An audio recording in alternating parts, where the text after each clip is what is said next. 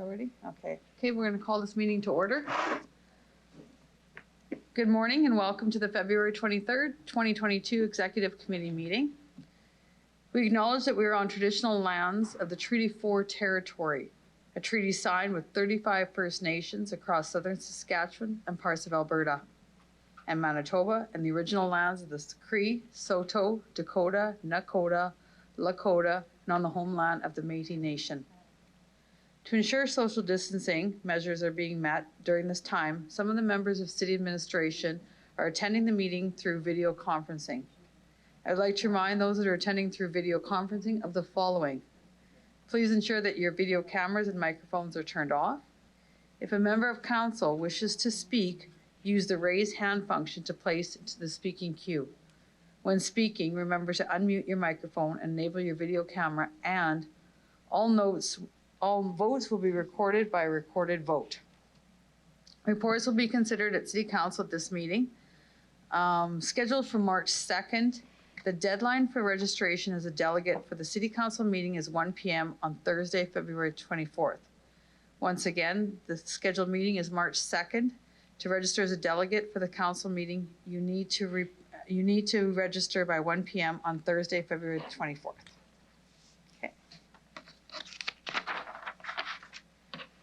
Okay, approval of the public agenda. Can I have someone move a motion to approve the agenda at the call of the chair after adding the communications from Regina and Regional Home Builders Association, Stu Nijenberg, representing EX22-13, Tower Crossing financial options for servicing as item EX21 or EX2-21. Councillor Shaw. Thank you, Mayor Masters. Anyone opposed?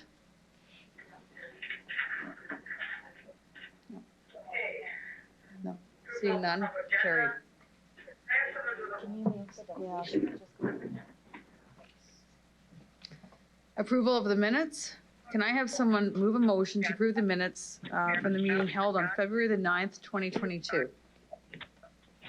So moved, Hawkins. Thank you, Councillor Hawkins. Any error or omissions? I call the question. Any opposed? I see none. So, is the starting? Oh, problem. Okay. Can I have someone move a motion to receive and file the communication from Stu Nijenberg, Regina and Regional Home Builders Associations at item EX22-20 with respect to EX22-19? Is that it? Thank you, Mayor Masters. So now we're, hold on here, Amber. Now we're going to here. Just keep following. Okay. We will now consider EX. Oh.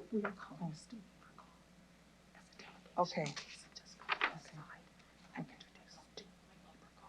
Okay. So we're calling Stu Niebergall. Okay. I would like to call upon delegation Stu Niebergall, and we are going to please introduce yourself to the record, the organization you're representing, if any, and where you're calling from. You have 5 minutes to address Executive Committee, after which you will have the opportunity to represent or to respond to any questions that any members may have for you. Is he on? Stu, could you unmute your microphone, please?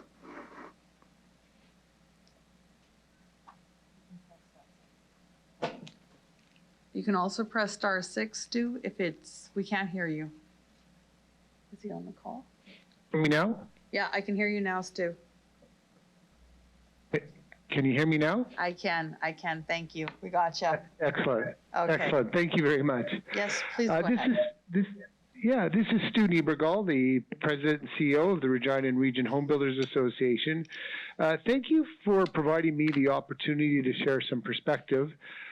It was only yesterday we became aware of the exception for servicing and financing for Tower Crossing. We appreciate that Tower Crossing is an important in the mix of development opportunities that are part of the makeup of the economic development and growth of our city. Our Association and Community Developers Committee does have an interest in how the city addresses the challenge specific to Tower Crossing, as it has impacts on the service agreement fees and the model those fees are based on. The approach the city administration is recommending also creates questions on how development is categorized as an established or greenfield area. There are more than likely other items that we have not had time to identify or to anticipate that may impact how future policy is understood. In our discussion with city administration that occurred yesterday, it was recognized by the city administration that not consulting with the industry in what has been framed an exception was an oversight. If we understand the recommendation correctly, the idea to fully service an existing business in a concept area which allows a business to operate and expand is something we would support. In the event they sell, redevelop, or subdivide, in principle, they should pay the appropriate SAF rate to maintain a level playing field for all developments in the city. Again, consultation with the industry to better understand the implications does seem appropriate from our perspective. We are asking the City Council to delay a decision on this item to provide the City Administration the opportunity to consult with the industry to create better transparency, clarity, and understanding. This may result in the best possible solution for the immediate and future growth of our city. That's the end of my comments, and glad to take any questions.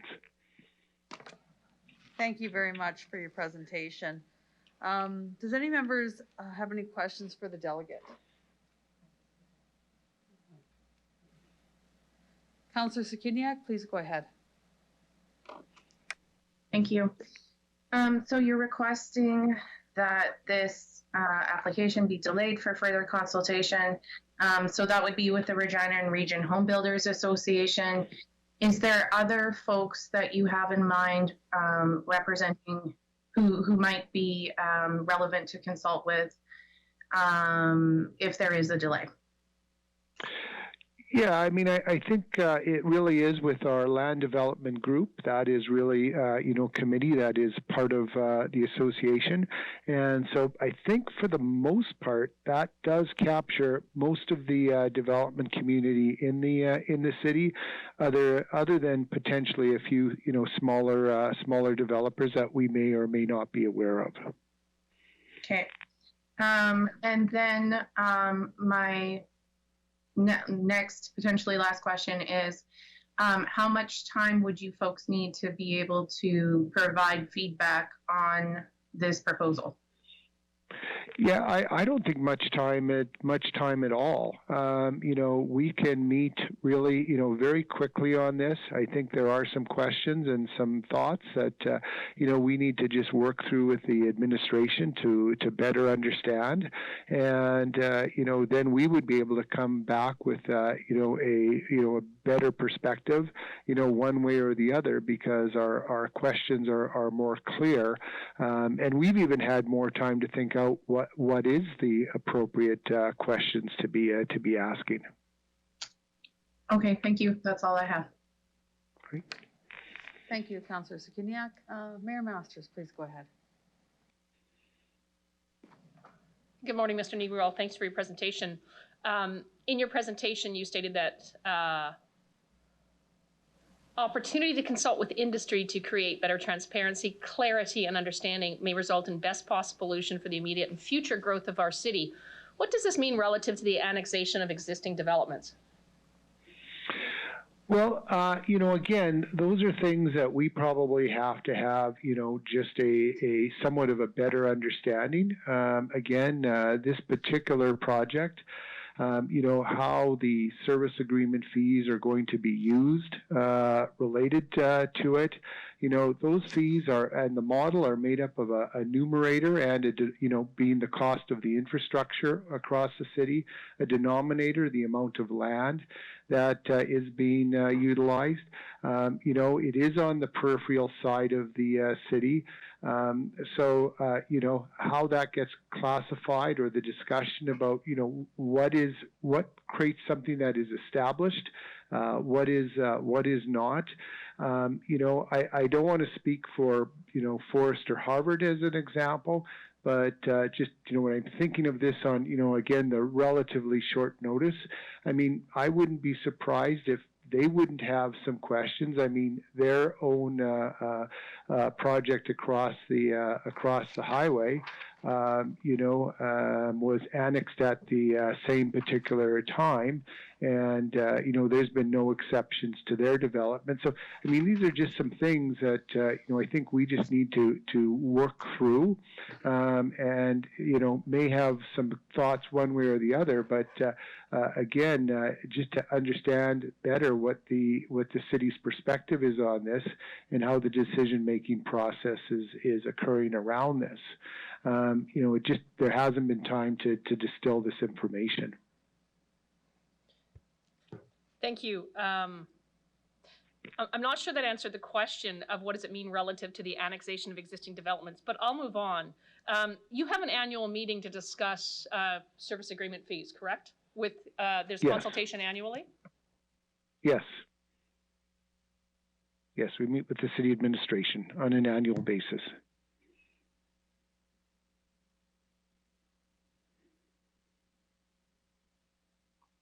Oh. Hello, I think we've lost. Apologies, Stu. So you have an annual meeting. Could this not be discussed at the annual meeting in terms of the implications on a go-forward basis? Yeah, that could certainly be part of the discussion, but the impacts of it, one way or the other, for us at this particular point would be unknown. So if you've made decisions that impact the model, those decisions can no longer be reversed once you've moved forward with those. Thank you. For fear of potentially the chair catching me on an asked and answered question, can you name another area in the city that we've annexed with existing developments on it? Yeah, I couldn't. Yeah, I don't have the answer to that question.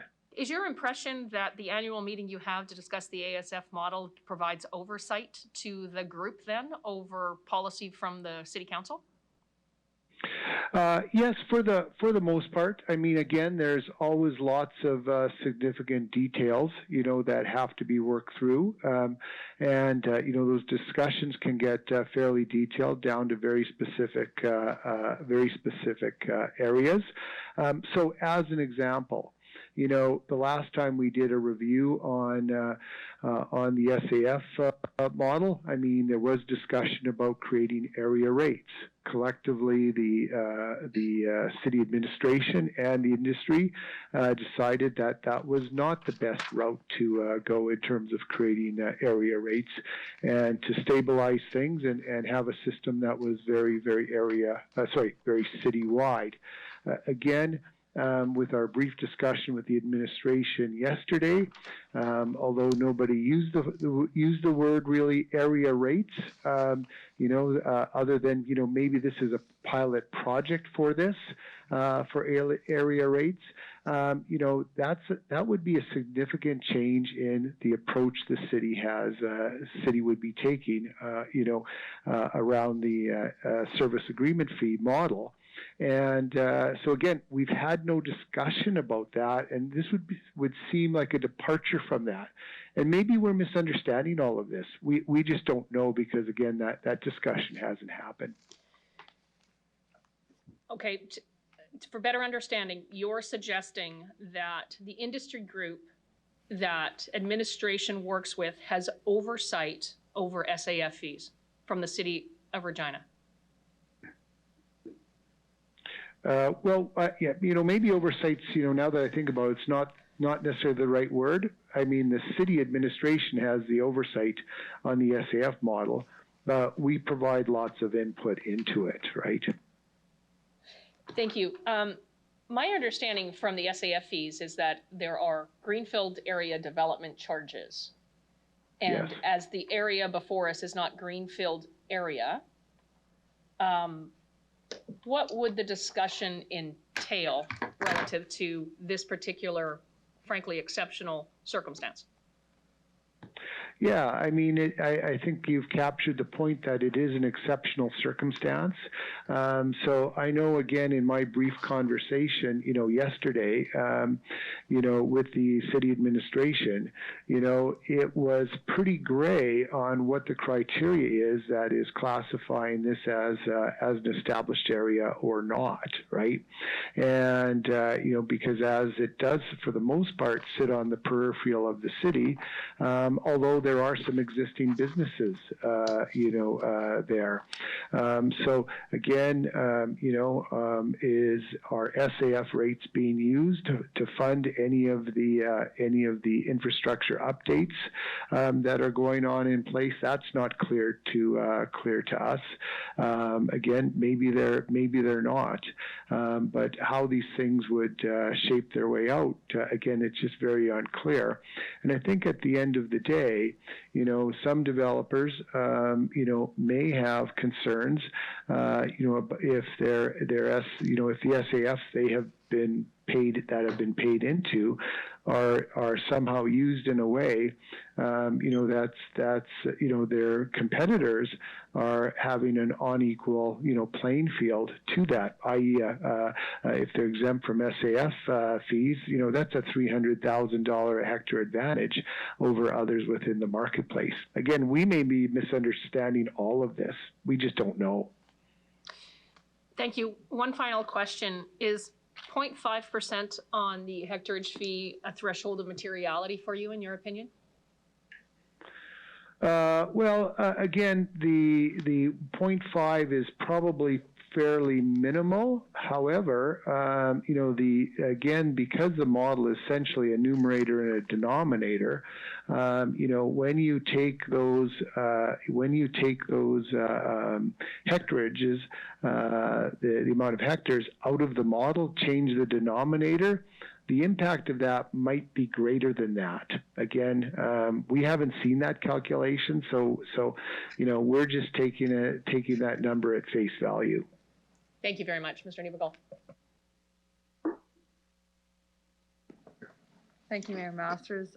Councillor Brasciani, go ahead, please. Good morning. Thanks, Stu.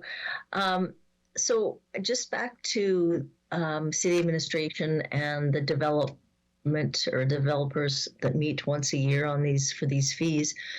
Is the developers at Tower Crossing, do they participate in these this engagement as well every year? They've had the opportunity to. They haven't. On two fronts, the city administration does invite more than just the Home Builders Association representation to these meetings in the past. Generally, most other developers, to my knowledge, just haven't participated.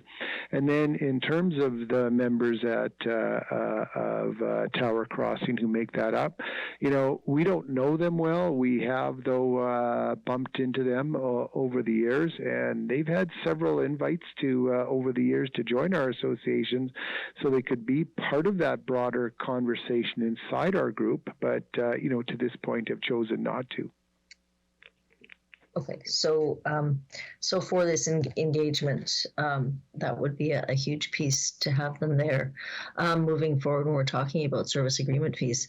One of the other, when we talk about service agreement fees, this has been an ongoing conversation about how they're dedicated. Is it, to a percentage to a certain area that they're born out of, where the growth is. When does that discussion happen, I guess, through the chair? Yeah, so, there's a major review every 5 years. I don't have it off the top of my head. You could ask that of the administration when the last major review was and when the next one was. There is on an annual basis some brief discussion on that. But at the last time we had a major review, the idea of area rates was discussed, and it was decided not to move forward down that path collectively. So again, the point being there that, under that particular model, the SAFs are for system-wide investment of this infrastructure, across the city as a whole, and not focused on the development costs of one particular area, which may vary from one part of the city to another. Yeah. Just in regards to the developers on that side of VIC, and comparison to the ones on the south, then so Regina Home Builders doesn't bring everybody all together collectively. It's just who participates in the Regina Home Builders, like who pays a fee to belong. Is that accurate? Yeah, that'd be correct. Yeah, we're a membership organization.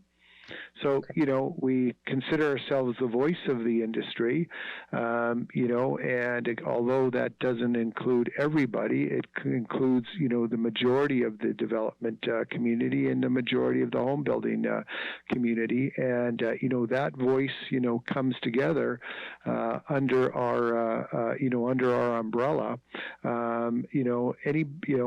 Because there's not another organization like us in the city, all the other feedback the city receives is really just individual or individual firm feedback that you're receiving. Okay. And our role, is really just to bring insight, to public policy decision makers, on matters that affect the residential construction industry. And again, so if this item was solely just based on the servicing of of Tower Crossing, we really don't have a lot to say and shouldn't have a lot to say on that. The issue is when it does start to impact the industry, is when it starts to impact the service agreement fees and the model itself. Okay, thank you very much. That's all I have. Thank you, Councillor Bisciani. Councillor Hawkins, please go ahead. Thank you very much, Madam Chair. Mr. Niebergall, in terms of this specific agreement proposition, is there anybody in your organization that's directly affected by these provisions? Again, we've had such little notice on this. We really haven't had the opportunity to really speak to the industry as a whole to see who would be directly impacted and who wouldn't be.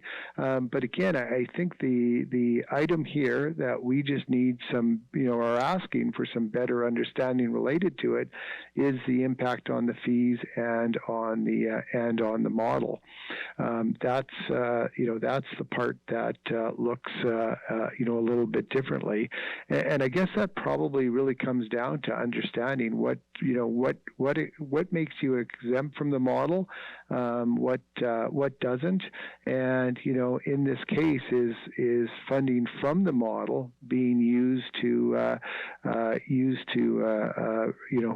for the servicing upgrades in the for Tower Crossing, if they're not contributing, to the model. So it all kind of relates back to that.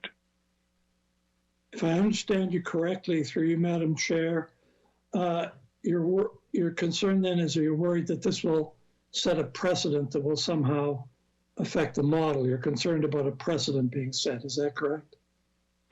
Well, potentially, again, these are some great questions that, we have received in the last few minutes from council.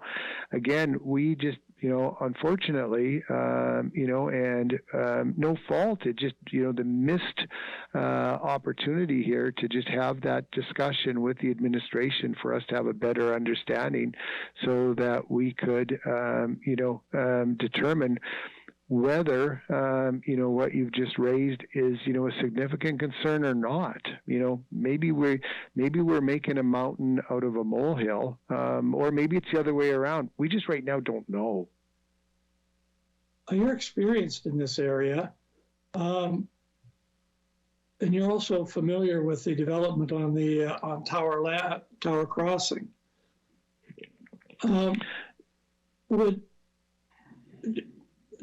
As far as you know today, do you see any of your members being affected?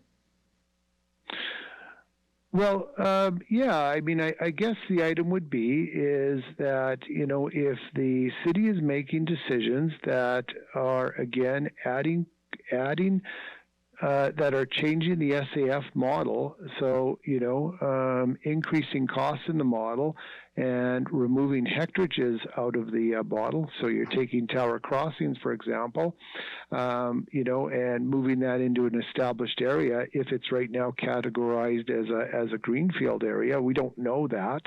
The model is based on an assumption of how many hectares per year of growth that we're going to have, and it anticipates that. If that calculation, if that hectarage per year now changes because of this, and maybe it doesn't, again, we just don't know, but if it changes that does have a significant impact on the service agreement fees, and so that affects a broader group than just somebody who may be abutting that area. That affects every future development and every future homeowner, in the city. And again, we don't know right now. It may be very minimal. We don't know right now if that affects, as an example, every future house that gets built, by 50 cents a house or $1,500 a house. We just don't know. And it just you've been in the past you've been consulted on the model and the development of the model. Yes. And if going forward, I've been involved in this role for coming up, now 13 years, and so for 13 years we have been very involved in the discussions and the development with the model. And if the model were to change, would you expect that you'd be consulted in the future? Yeah, absolutely. Yeah, absolutely. When did you first learn about this? I learned about this yesterday when I got a call late yesterday morning from the administration saying, "Hey, something has come up here, and want to have a discussion with you about it." This was posted some time ago. Your organization doesn't follow the regular posting of agendas of council and executive committee? We do, we do, again, something that may have on all sides, fallen through the cracks. I didn't certainly, until I got the call from the administration, didn't certainly appreciate the impacts of this. And again, I actually still don't understand the impacts of this, because again, we haven't had a good discussion about it. Thank you. Those are my questions. Thank you, Councillor Hawkins. Thank you, Stu Niebergall, for addressing the executive committee. I can ask you to please leave the meeting. Great. Thank you very much for your time. Thank you very much. I'd like to call upon Delegation Billy Babby. Please introduce yourself to the record, the organization you're representing, if any, and where you're calling from. You have 5 minutes to address Executive Committee, after which you'll be asked the opportunity to ask and respond to questions that members may have. Are you on the line, Bill?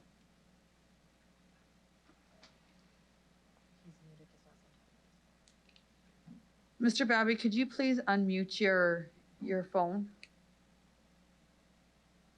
We can't hear you. *6. Does that work? Mr. Babby? Wow, this will be a quiet meeting. I mean, Mr. Babby, we can't hear you. Can you press *69? Hello. Or just *6? Okay, sorry, just *6. Or Hello. unmute yourself. You can hear him? Hello? Hello. Can you hear me? Quietly. Yeah. We're just going to turn you up. Just hold on a second. Got it? Okay. Can you hear me now? Yeah, we can. We can hear you now. You Okay. have, did you hear the opportunity to address us as council, executive committee? You have 5 minutes? Yes. Okay, thank you. Yes, I did. Thank you. Okay, thank you. I have no presentation for you. I'm just here to ask any questions. My name is Bill Babby. I represent the property that Demir sits on along Victoria Avenue, as well as the greenfield development in behind that property. Okay. Yeah. Does any members of council have any questions? Mr. Babby's not presenting anything. He's just here to answer questions that we may have.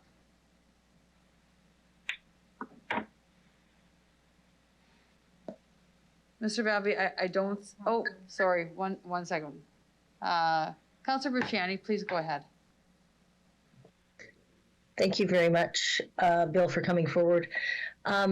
So we've heard from the Regina Home Builders Association that they are wanting to have some time to engage some of their individuals who belong to that group. Is there any concern from your part on that? Through the chair. Really, no, but they had every opportunity when it was published a couple of weeks ago to address it. This has been in process for coming up on 9 years now. So if it was a month delay, it really would not be earth-shattering. Okay. I guess I'm going to ask you, as the developer on the other side of Tower Crossing, have you been engaged by the city of Regina in regards to any SAF fees, or how does that conversation ever ignited in this regard? Through the chair, to bring you guys into the conversation. We have spent quite a bit of time talking about how the SAF fees would work. The majority of the time has been trying to figure out how to service existing operating businesses that were annexed into the city. And under the current policy as it sat, no one had ever done that. So there was no map to getting there. So most of my conversations have been, how do we get this serviced in a reasonable manner? Thank you. Yes, I know it's been many, many years that this has been on the books, and that there's been no movement in this area. I guess the why is this important to the developers on the north side to get this going? I think it's more important to the existing operating businesses to get it going. They're on some pretty substandard water and no sewer, and they're paying, I believe, full city taxes right now, and they're not exactly excited about that. The greenfield development behind them will benefit insofar as there'll be water and sewer available. Beyond that, I don't know what to say. Okay. Can I ask, what would you think that would there be any concerns from developers across the way in regards to this moving forward? Beyond competition, I can't see any concerns. Okay. And the last question, when these businesses were annexed, how many years ago was that they had to pay full taxes? So they went from the smaller amount to, I think it doubled, didn't it? To the chair? If you can give me an example. I can't tell you the exact number, but we were annexed 9 years and 1 month ago. And I believe they got a tax break phase in for a 5-year period. So they basically increased 20% a year. I know on our property on 4750 Victoria Avenue East is paying exactly the same as another property we have in the industrial area, the tax rate. So we're, like I say, we're paying full pop without sewer, without proper water. And I say proper water because the lines that service it are a mishmash of poly that was put in, I can't tell you how many years ago, but it was essentially there to service the water slides, and it expanded to the other businesses. Last question. In regards to the services that the city has said they've provided you, you've had many conversations with the city in regards to increasing these services. What has been the response?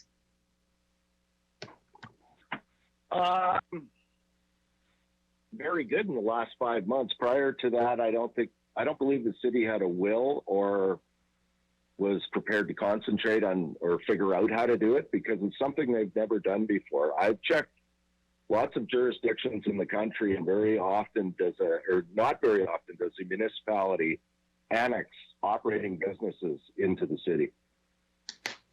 It's just hard to figure out Why it was done. Okay. That's all I have. I'll let others ask. Thank you very much. Thank you. Thank you, Councilor Shiani. Is there any further questions from council? I have one, if you wouldn't mind. I'm trying to understand this since I haven't been a councilor for very long. Can you said this has been going on for 9 years, and what's happened? Can you just give me a brief overlay as to what's happened in the past 8 years? Since the last 5 months have been good, you said, but just in the last 8 years, can you just a short abbreviation of it?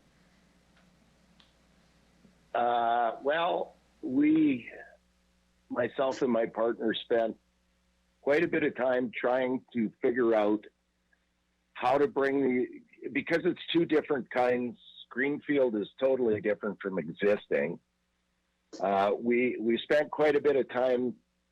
It's really not fair to go to an existing business and say, hey, you got to pay $3 million to get water.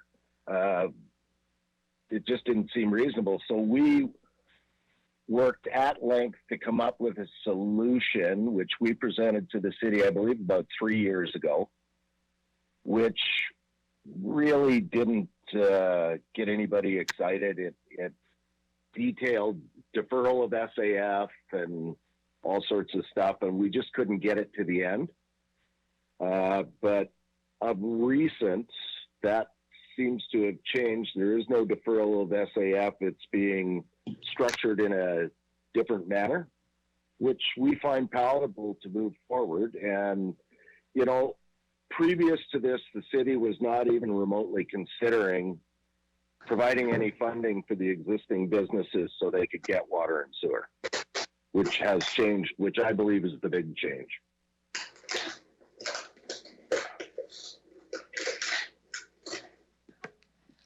Somebody has their microphone on. Can you please check to mute?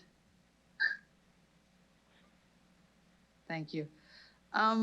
Thank you for that. Thank you for the explanation. I really appreciate it. Councilor Pindur, go ahead, please.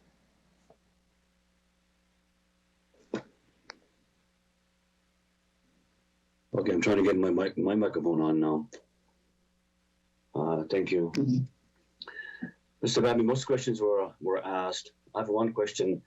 The discussion, and it's in the report, it talks to imminent development.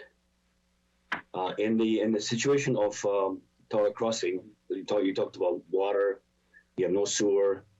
What did that mean? What did that mean to you when the administration will talk to you about imminent development?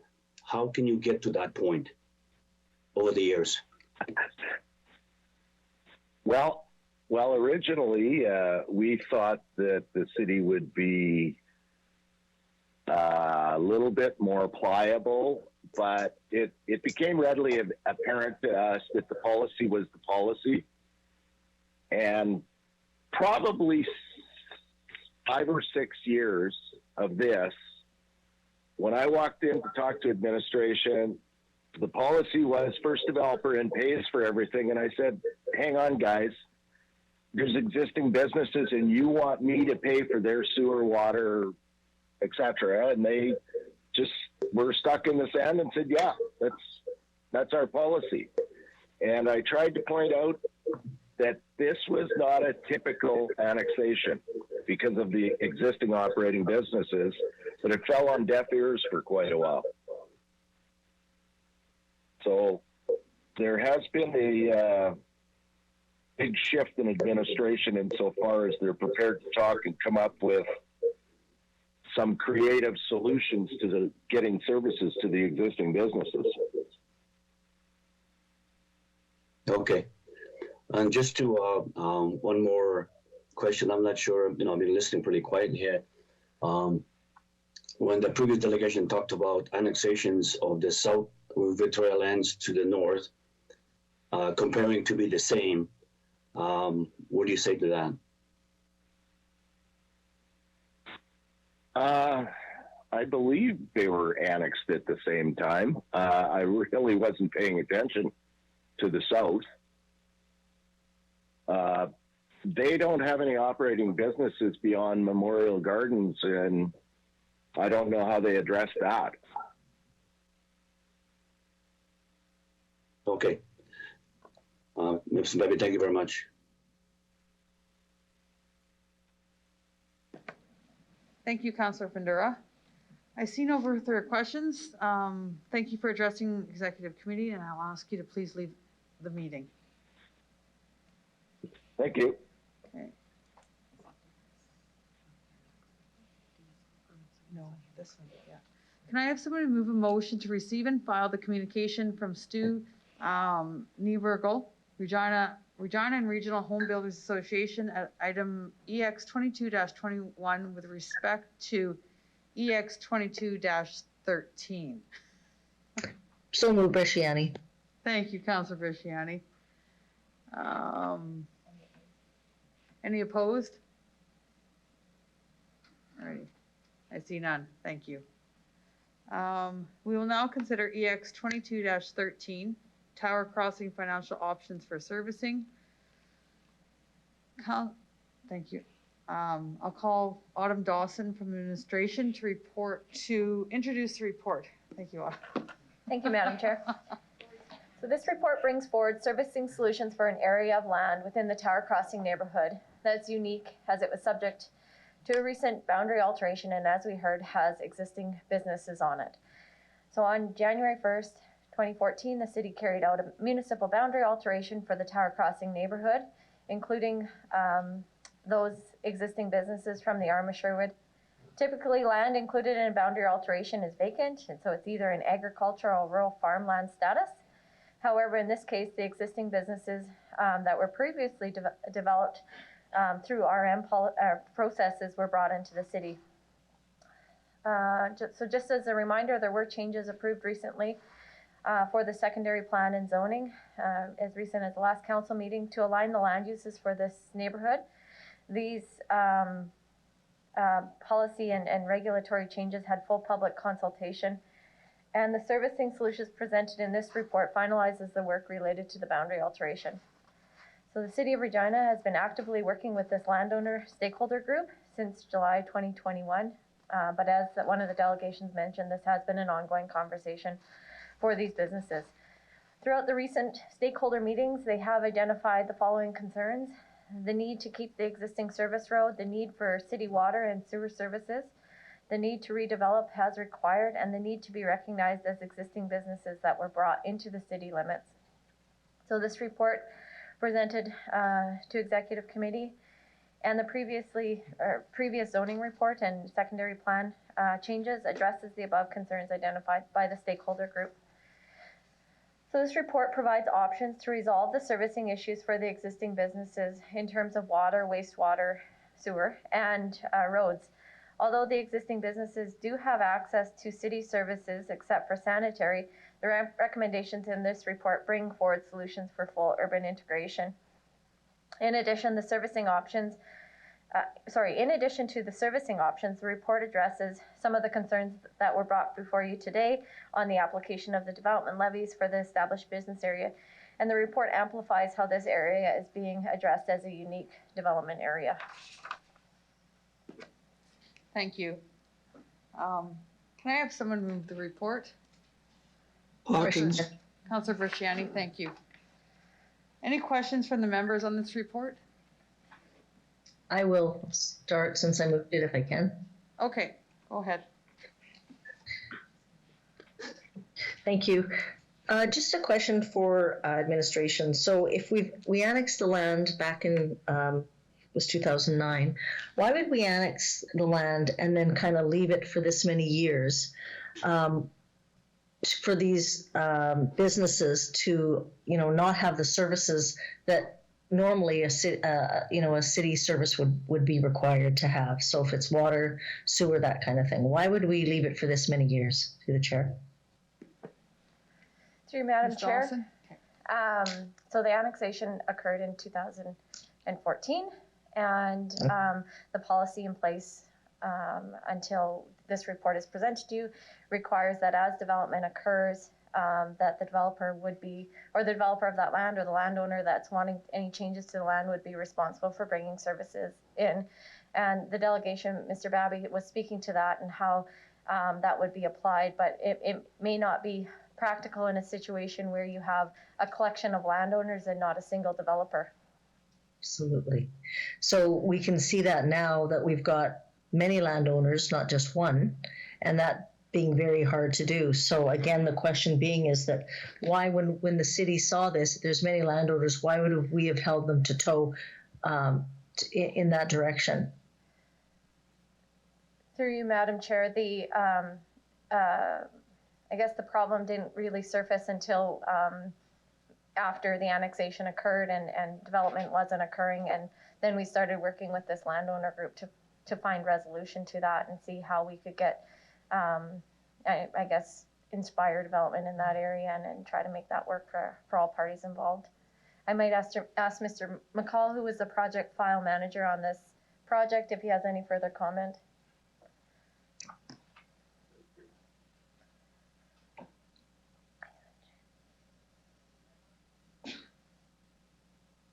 There we go. Through the chair. Thank you for the question. I think this is a very complex file spanning many years. It was identified in 2014 during the annexation that future work around the definition of development for these specific existing business districts, or for the specific business district, it was identified as future work. This is that future work. To the point on why it took so much time, I believe Bill Babby touched upon it, or Mr. Babby touched upon it, is this is a very unique circumstance that you don't see very often in our province, let alone in our city, where an entire business district was annexed at the time. So there's no real existing, it didn't fit our existing policy. So this is that work that provides some solutions to that. Thank you. Can I just ask, kind of go back, why was this was before my time as well, but why was this land annexed anyway if we weren't prepared as a city to put in, the proper water lines because we knew the development could be slow? Why did we annex it, through the chair?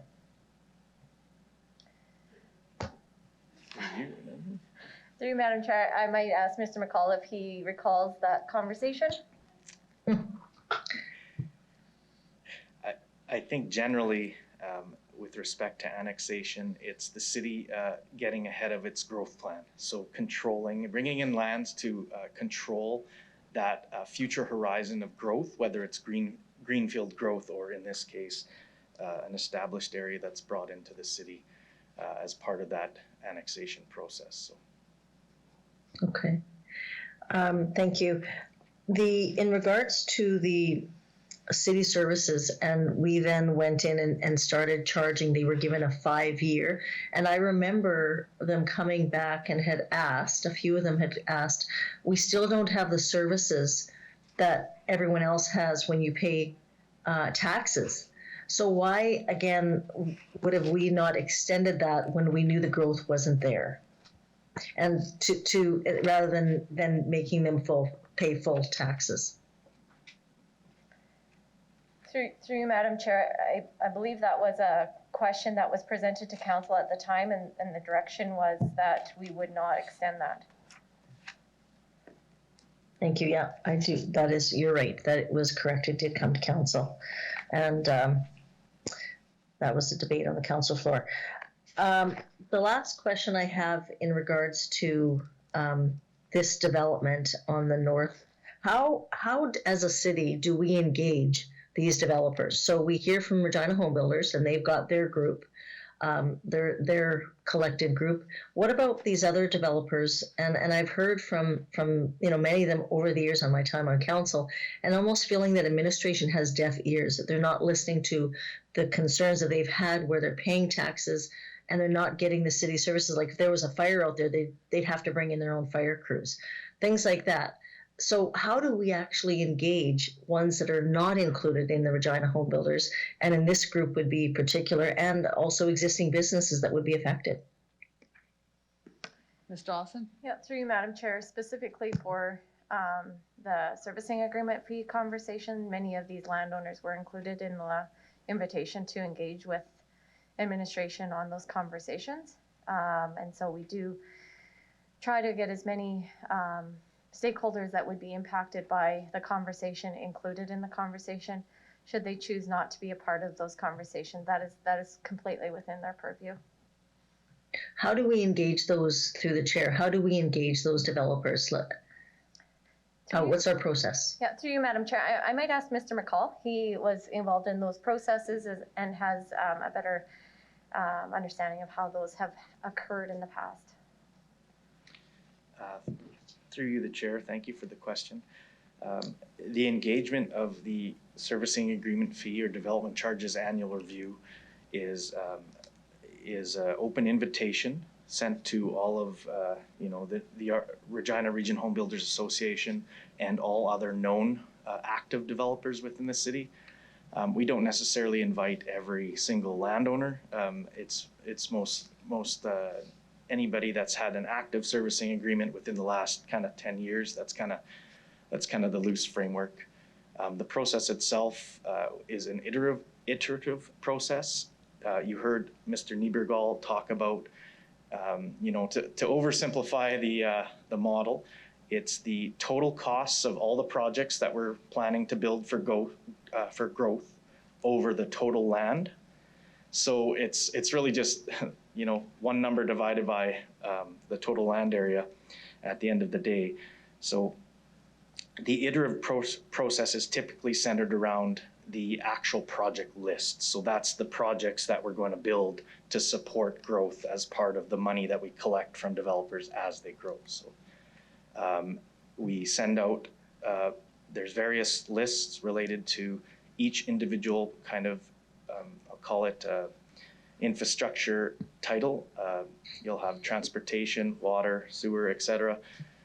We'll send those out with a compiled list of these projects, and we get comments, and we meet with industry. We meet internally and we meet with industry to clarify that list and make sure that we have something that we can come together to present to council with some sort of agreement in relation to everybody being comfortable with what are the projects on the list or what is the plan for growth for the next year. And then we repeat that process annually. Okay, thank you. In regards to notification of any other to the adjacent neighbors, Was there any notification given to the south side of Victoria Avenue in regards to this change?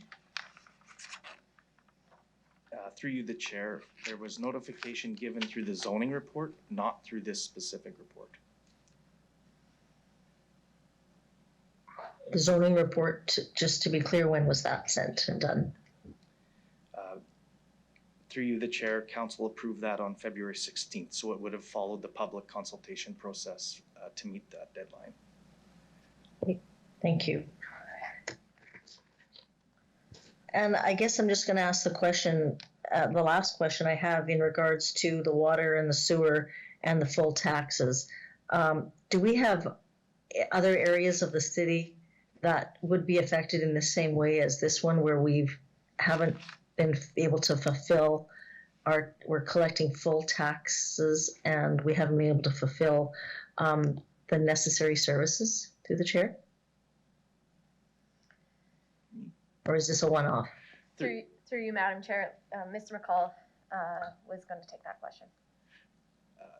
Through the chair, thank you for the question. I think there's two pieces that we have to be cognizant of. One is the municipal tax, and that was the transition that council had adopted that ended, I believe, in 2018 to full tax rate. And the other is utility, the public utility bill. So the existing business district is only charged for those services received. They do not receive sewer.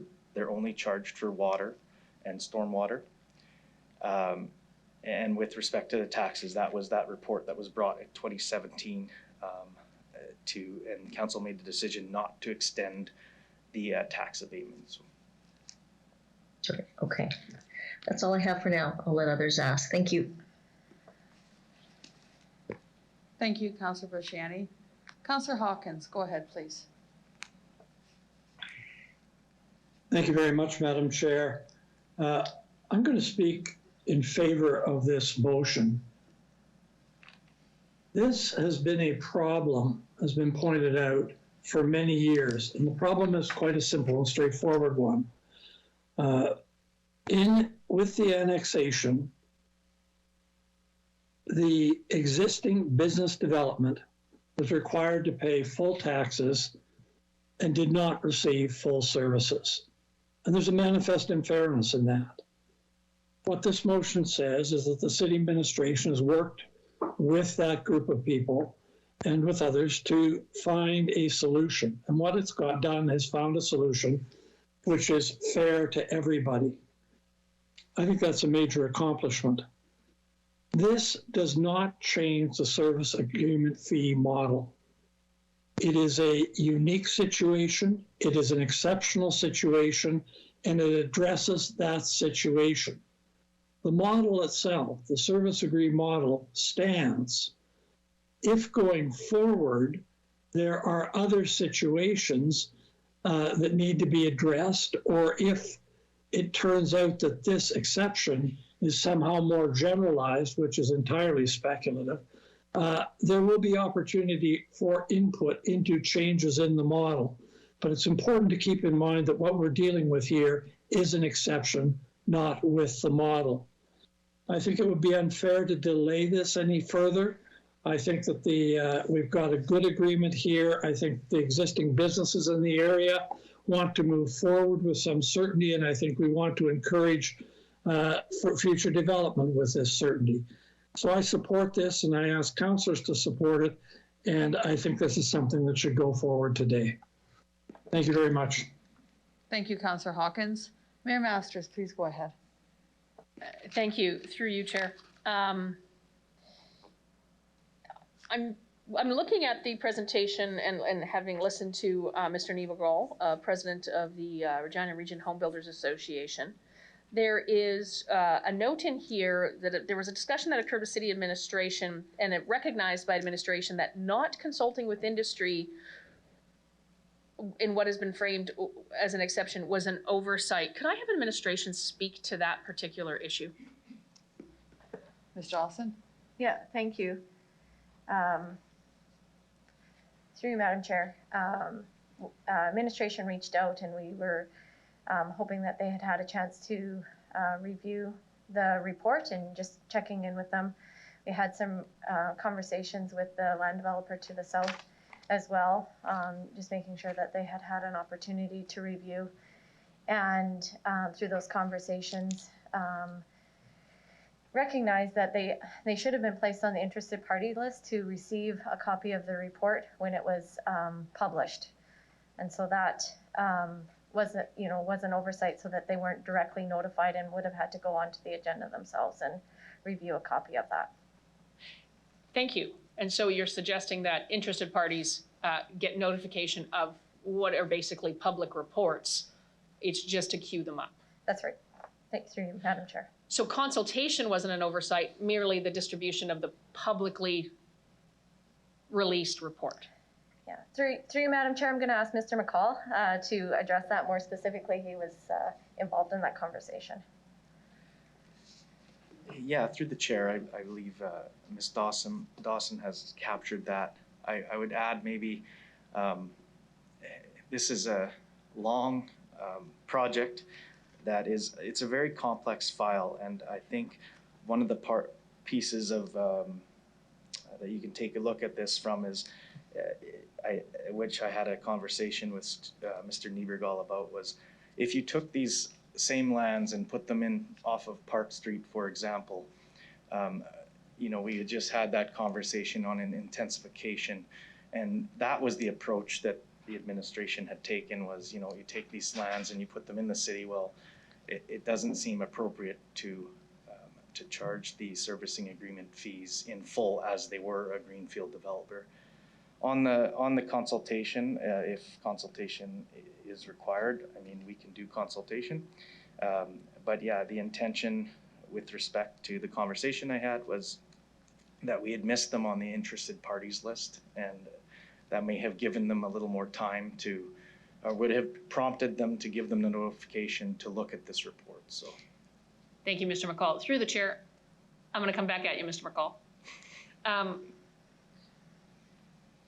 You've come up with a creative solution to what is an exceptional problem, right? This problem doesn't exist elsewhere in the city. I asked Mr. Niebergall that, I'll ask you that. Does this exist in the city elsewhere, where we've annexed existing businesses? There are, this in this specific quantity, no. The answer is no. This is a unique scenario. So I'm curious, why was, if I'm not mistaken, in terms of servicing agreement fees, that's for greenfield new development, we had an intensification levy or intensification on infill development, which is actual development.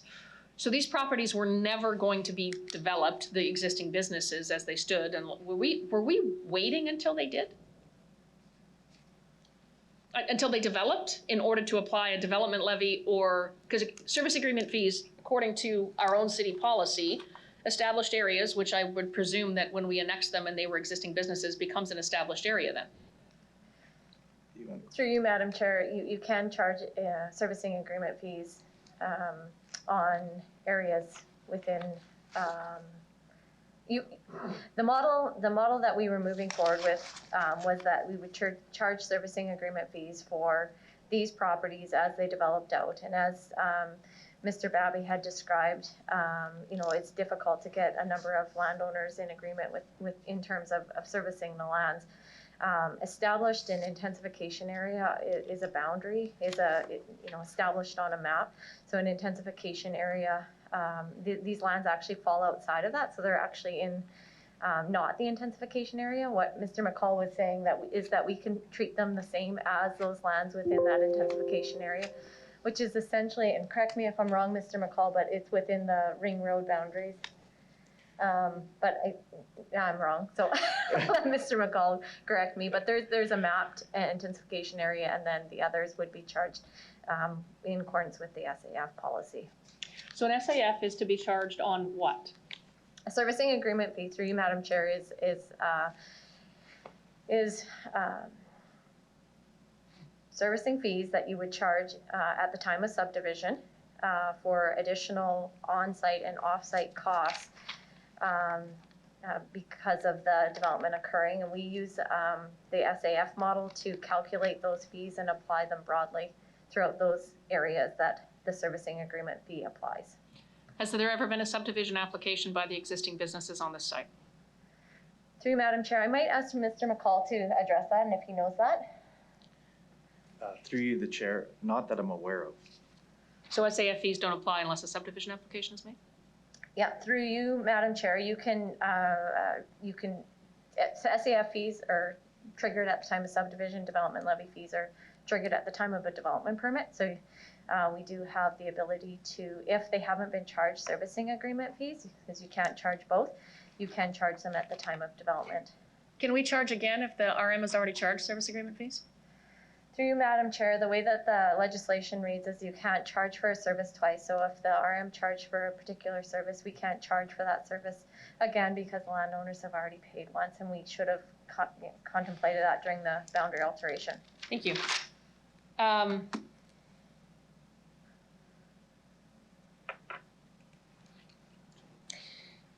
I'm just going to go back to the implication of tabling this. There seems to be some indication here that it needs to be tabled, that because city administration needs the opportunity to consult with industry, and that may result in the best possible solution for the immediate and future growth of the city. I asked the question of Mr. Niebagol, I'll ask it of you.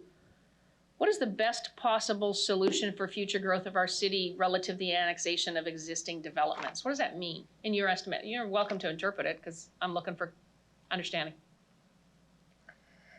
Through you, Madam Chair, there was some concern that I heard from the Regina Home Builders Association about changes to the model, and that's not being proposed in this scenario. The report before you really provides a solution for an area that's unique, and we want to encourage growth in that area and economic development. And the existing policy in place is not addressing the needs within that area. So the report before you is a solution to that existing problem for those particular landowners. Okay. So in terms of tabling, and I'm trying to find it in the our city policy, that every 5 years we're required to do a review that will include consultation with development industry members. I understand from your answer, Mr. McCall, previously, that annually you sit down with industry to determine the review of SAF models and how it's funding capital projects, and anytime that list is reset, essentially. Do I have that correct so far? Yeah, through you, Madam Chair, that's right. So we start the process typically in the spring and then bring a report forward to council in the fall, and any rate changes would be reflected in that annual review, and then the 5-year review is done. And the last one that was done in 2020 and approved in March 2021. Okay, and in line with what Councillor Hawkins had to say, essentially that there's no reason for this not to move forward as the model itself is not changing. Through you, Madam Chair, the model is not changing.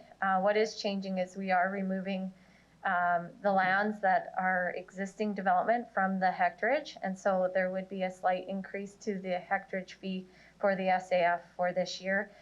Through conversations that we have for the annual review, those numbers do change, from time to time, and this would just be included in those conversations about the rate change. Thank you very much. Thank you, Chair. Thank you, Mayor Masters. Councillor Padura, please go ahead.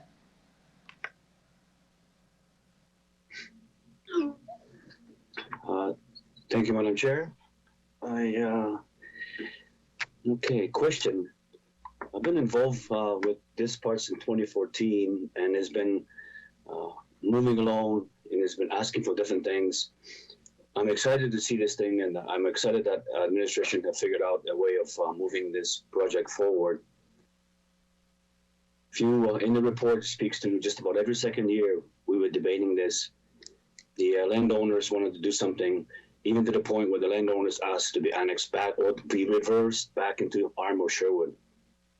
Because again, they're paying the city tax being in RM or Sherwood. But the biggest discussion that we had, when that was annexed, the city talked about Victoria Avenue East being the gateway into the city.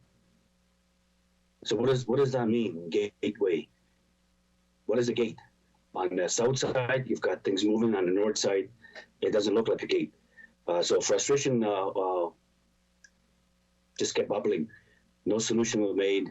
There was really no cooperation, I believe, within the landowners, because it's not just one. And the bigger point to that too is the Northeast, the growth of the Northeast. As a representative of that area, we are bottlenecked on Prince of Wales. So when you look at the general bigger growth of the area, how you move the city forward, my excitement was to see this thing go, even in 2015-16, and it stalled. So I don't believe that we need to table this. We've got everything's in the report. You can go into about 4, 5, 6, 7 or more reports that were written in meetings, and I don't believe that developers or builders didn't know about this. This wasn't under a rock somewhere, hidden in a vault someplace. So we need to move on this. And my final, not that final, but my comment is, when you talk about Gateway, you look to the north. Doesn't look like a area that people, when I look, oh wow, look at the city. We need to move on this thing. Delaying another day or 2 or 3 doesn't do anything. Everything is in there.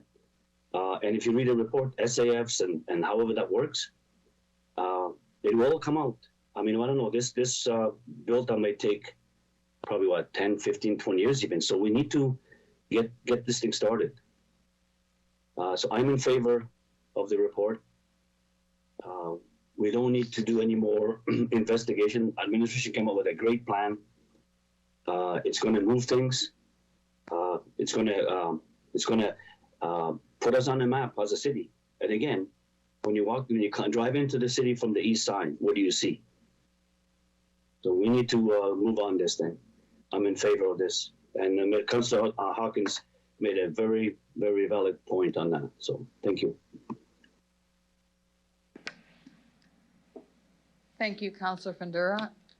Councillor Sikiniak, go ahead. Thank you. So I have just a few questions. So my first one is recommendation, excuse me, number 9. I just want some more clarity on that one specifically. So it says, instruct administration to bring a memo to council in 2024 about the costs and a statement of revenues.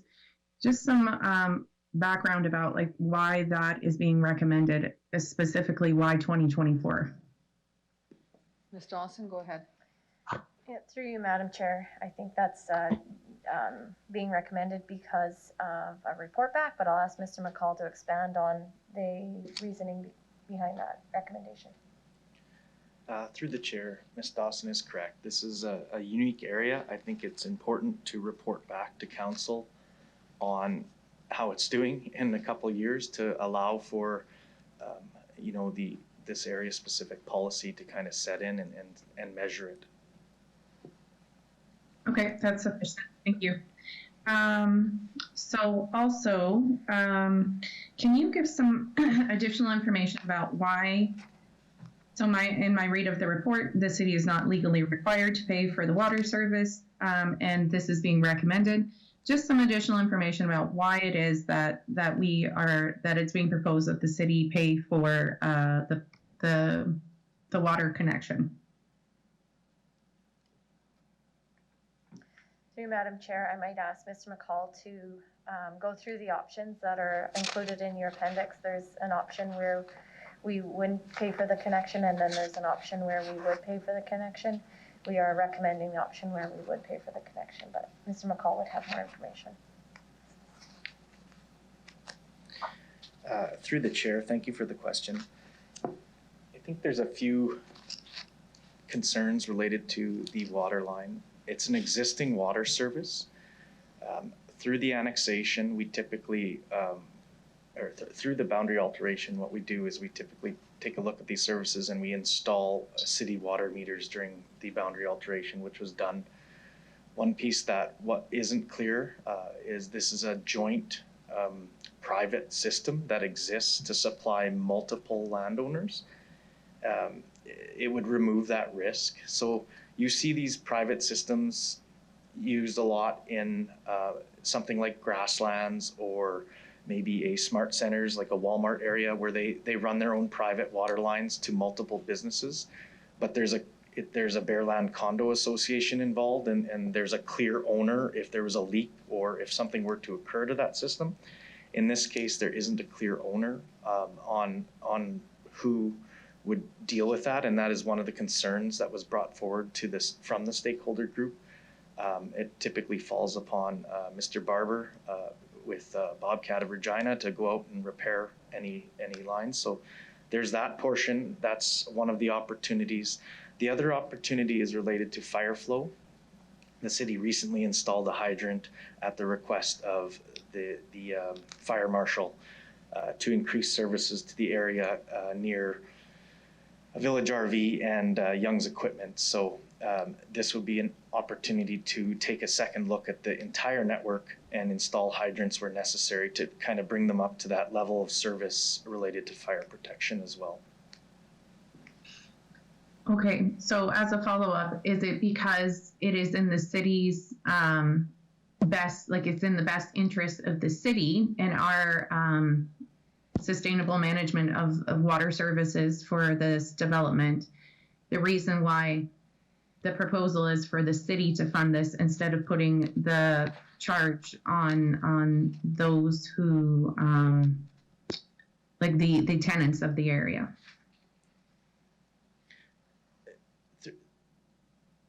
Through the chair, if I understand the question correctly, the use of the general utility reserve in this case for the payment of the water supply line is because they're existing water users. They're on an existing network. And that was the rationale, and that is supported by our policy for the use of that reserve. I think that's all I'll say from that one. Sure. Okay, and on the bottom of page 6 of the report, it says it is recognized that administration should develop criteria to provide indicators for success and return on the city's investment in this infrastructure. So does that mean that city administration will be doing that? What are the next steps in relation to that sentence? I don't know if you found it. Do you need me to repeat? No, through the chair, I'm just confused if I'm answering or Ms. Dawson is. Through the chair, I think that goes in part with your question regarding item number 9. It's that would be something we would address in that return report, or not return report, return memo to council. Okay.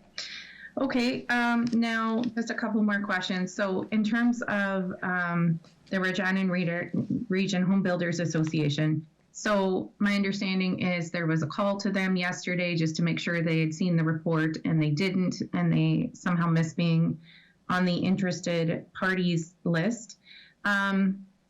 What is administration's response to the concerns brought up by the Regina Region Home Builders Association in relation to them not having enough time to read and digest the report?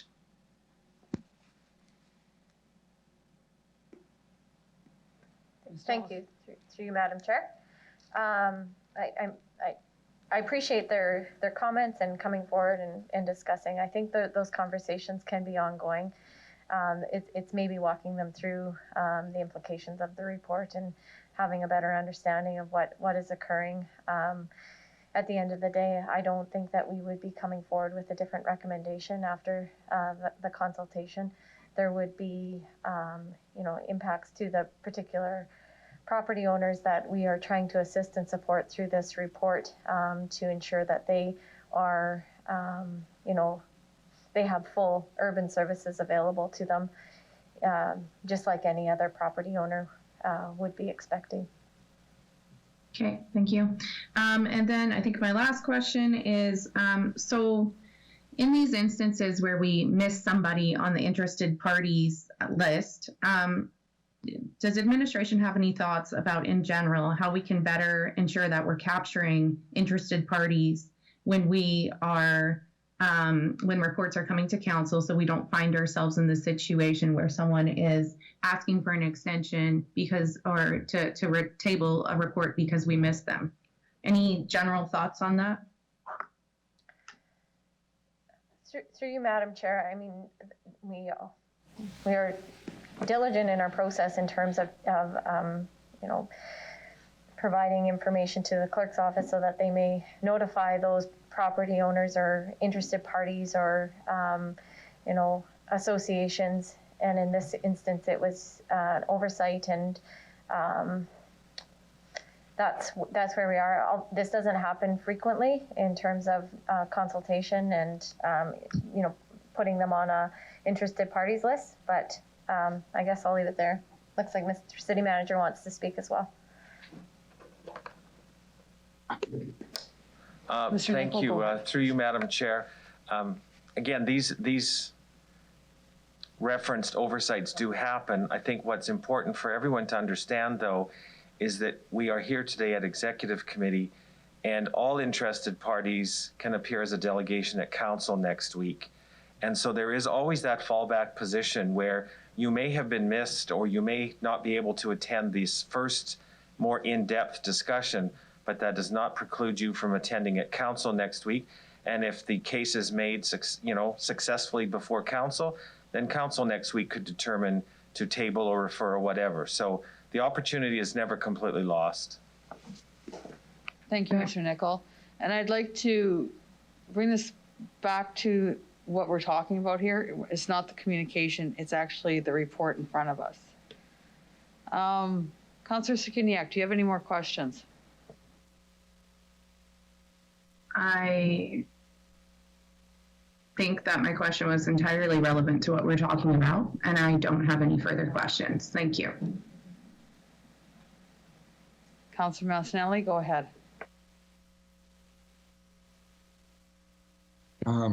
Thanks. Mr. Niebergall brought up a point about the effective costs. Does anyone have that number or an actual estimate on how much it will affect the cost of the SAF fees, or dollar-wise what it might be? If it was answered already, I'm sorry. Internet's been cutting in and out this morning. Ms. Dawson? Yeah, through you, Madam Chair, it is in the report on page 4. So the increase, removing the hectares from this particular developed area would increase the SAF rate by approximately $1,373 per hectare. Okay, thanks. I'm so up in the air on this one. I can see why we would want to shut this file down and get it under control with all the risks identified in the report. I don't see a lot of payment for the efforts put out from those affected and, with sweat in the game. I think when this annexation happened, there was a lot of increase in property for becoming part of the city, and I don't see enough of a recoup that I'm comfortable with. So I'm up in the air on this. Thank you. Thank you, Councillor Massanelli. Any other questions from Council?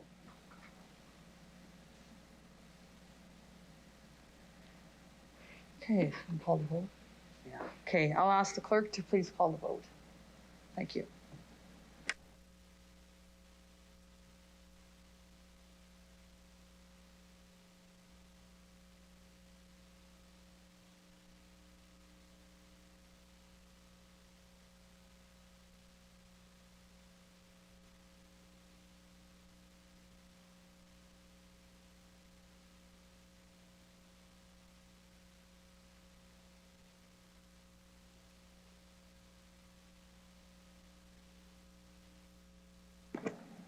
Oh, sorry.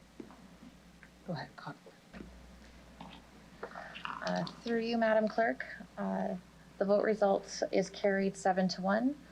The following councillors voting in favor: Councillors Hawkins, Bresciani, Shaw, Findura, Stadenchuk, Zakidniak, and Mayor Masters. And the following councillor voting against is Councillor Mancinelli. We are going to resume here, and can I have someone move a motion to receive and file the communication from Stu Nieberg, Regina Home Builders Association as item EX 22-20 with respect to EX 22-19. Mayor Masters, thank you. Any opposed? Seeing none, this will be carried. We'll now consider EX 22-19 drainage and lot grading bylaw amendments.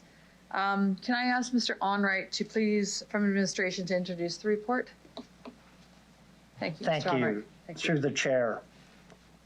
The report before you is a result of the recommendations of Council CR 21-27 related to drainage and lot grading. This report proposes changes to the bylaws to ensure the new drainage enforcement program has the legal means to succeed. The major components of the change are moving the existing related material from the building bylaw to the wastewater and stormwater bylaw. This will be the sections that manage control of lot grading. Updating definitions related to the enforcement, provided for a section on managing clear wastewater, which is a sump pump discharge and eaves troughs.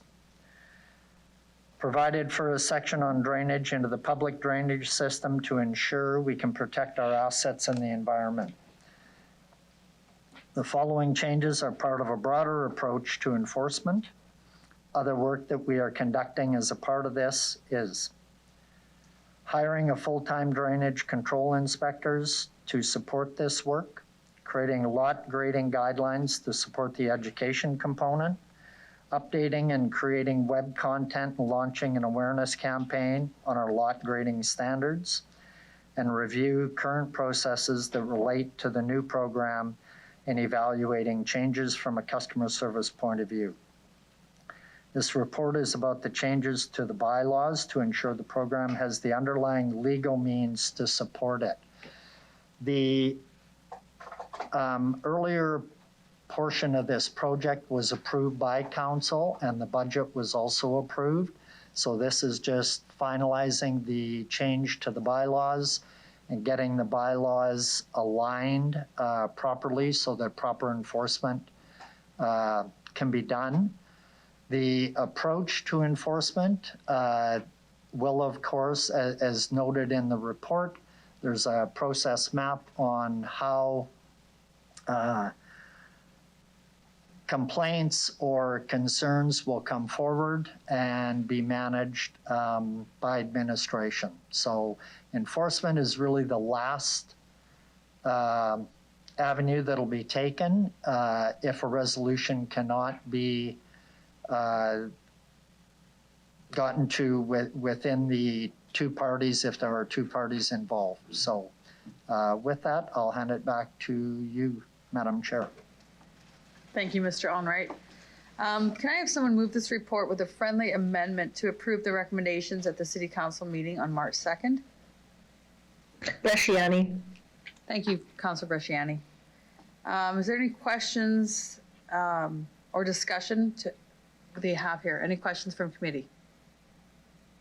My hand is up, Councillor Shaw. Okay, sorry, I thought it was just for moving. Go ahead, Councilor Bresciani. Thank you very much. I want to, first of all, just thank administration for the work on this whole file. Dustin McCall as well has put, I know this has been in the working for years, as well as residents who have had major concerns with drainage. I just want to, I know it's in the report, but I would like to ask administration just to kind of, walk through. I know it's on page 5 of the report, but the complaint process, because I think I want to make it very clear with staff that that this is to work to get neighbors to work together. And that's why the bylaw officer, and that's the role that he or she would play to work with neighbors to work together before it would even get to an enforcement action. If I can have administration response, please. Mr. Onright. Thank you. Through the chair, thanks for your comments, Councillor. Mr. McCall did an extreme amount of work on this project, so I'm going to turn it over to him as he is the guy with all the knowledge in regards to how this is going to take place. So I'll ask him to comment. Through the chair, thank you for the question.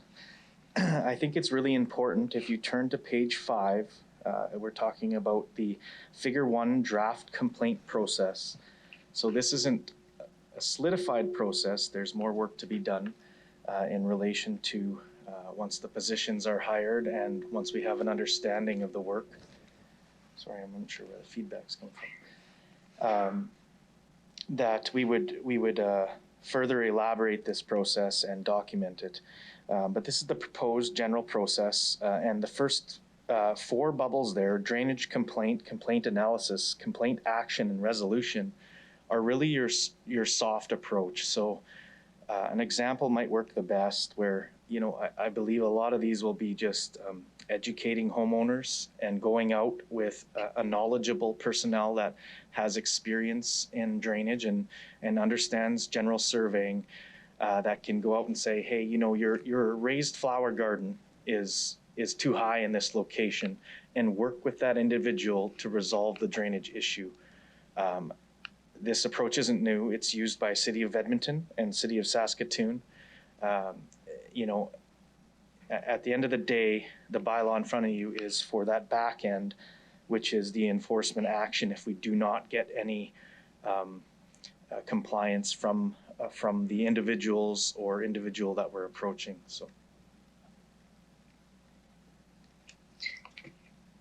Thank you. So how will we as a city now with this change for landscapers or anybody that's going into the rear grate lot to do any landscaping, how will they be, I guess, notified with these changes that this is taking place?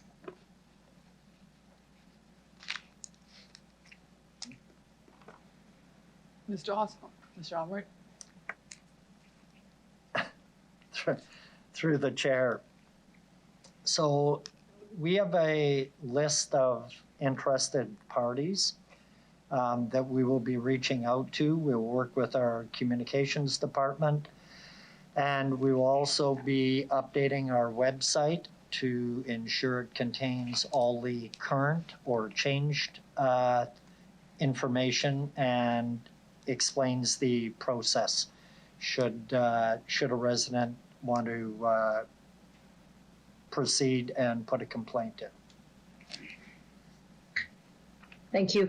In regards to the Regina Home Builders Association, I know they had also indicated that they would be part of the consultation process with homeowners. And do you see that will be a benefit moving forward for them also to be a voice with the noted changes here for any kind of requirements for infill or lot grading, that kind of thing? Mr. Onright, go ahead. Through the chair. Well, I think one of the main things is Regina Home Builders have been a very good partner through this process. They work with developers and home builders. So through that association, we will be able to supply the information that will be able to be related onto home builders who will definitely be able to relate that also to landscapers, fence builders, and we will ensure we have a communication program through our communications department and through our staff that have been working on this to ensure the general public understand what this actually means. I think as Mr. McCall pointed out, you know, we do hear from residents about homeowner to homeowner. Somebody diverts water onto their property or builds a flower bed that ends up holding water on somebody else's property. So I think, you know, through the research Mr. McCall did, a lot of the complaints will be around that lot grading, and Home Builders Association can be a strategic partner in delivering that message. Thank you. On other city websites, we've seen that they actually have drainage plans, drainage, booklets on drainage and things like that. Is that something that we will be, I know Saskatoon, Calgary, Edmonton, is that something that we'll be able to refer people to the website to look if they have any questions around that as well? Will we be doing that as well through the chair? Mr. Onright? Through the chair, definitely. Yes. Okay. Just a comment. I want to thank administration for all the work. Dustin has worked for years on this. And to the community, we used to have this, and it was taken out as a budget cut before I was elected on council. And this was not just in new areas, but existing areas. This was a main complaint that what we should not be doing is pitting neighbor against neighbor. And so when we looked at this was a very important piece where the city needs to play its part in keeping regulations. And I understand the regulations are already there when I did speak with the home builders as well. So it's all on the city record as far as elevations. That has to be done in the permitting as well. So we have all the data. So I just want to say thank you to staff for this. And I know Regina residents will be very grateful for this as well. That's all I have. Thank you, Councillor Brasciani. Mr. Albright, please. Thank you. Through the chair, I'll maybe ask Ms. Schwensen to comment a little more on the communication plan.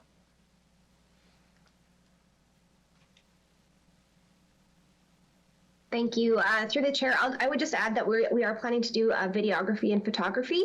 And as you mentioned, Councillor Brasciani, we are planning to do one of those guides similar to Edmonton and Saskatoon, along with several other education and awareness tactics. As well, we do have a strategy to connect with our stakeholders, including the Home Builders Association and others. So as you've outlined, all of that is in our draft communication strategy. So just wanted to clarify that. Thank you.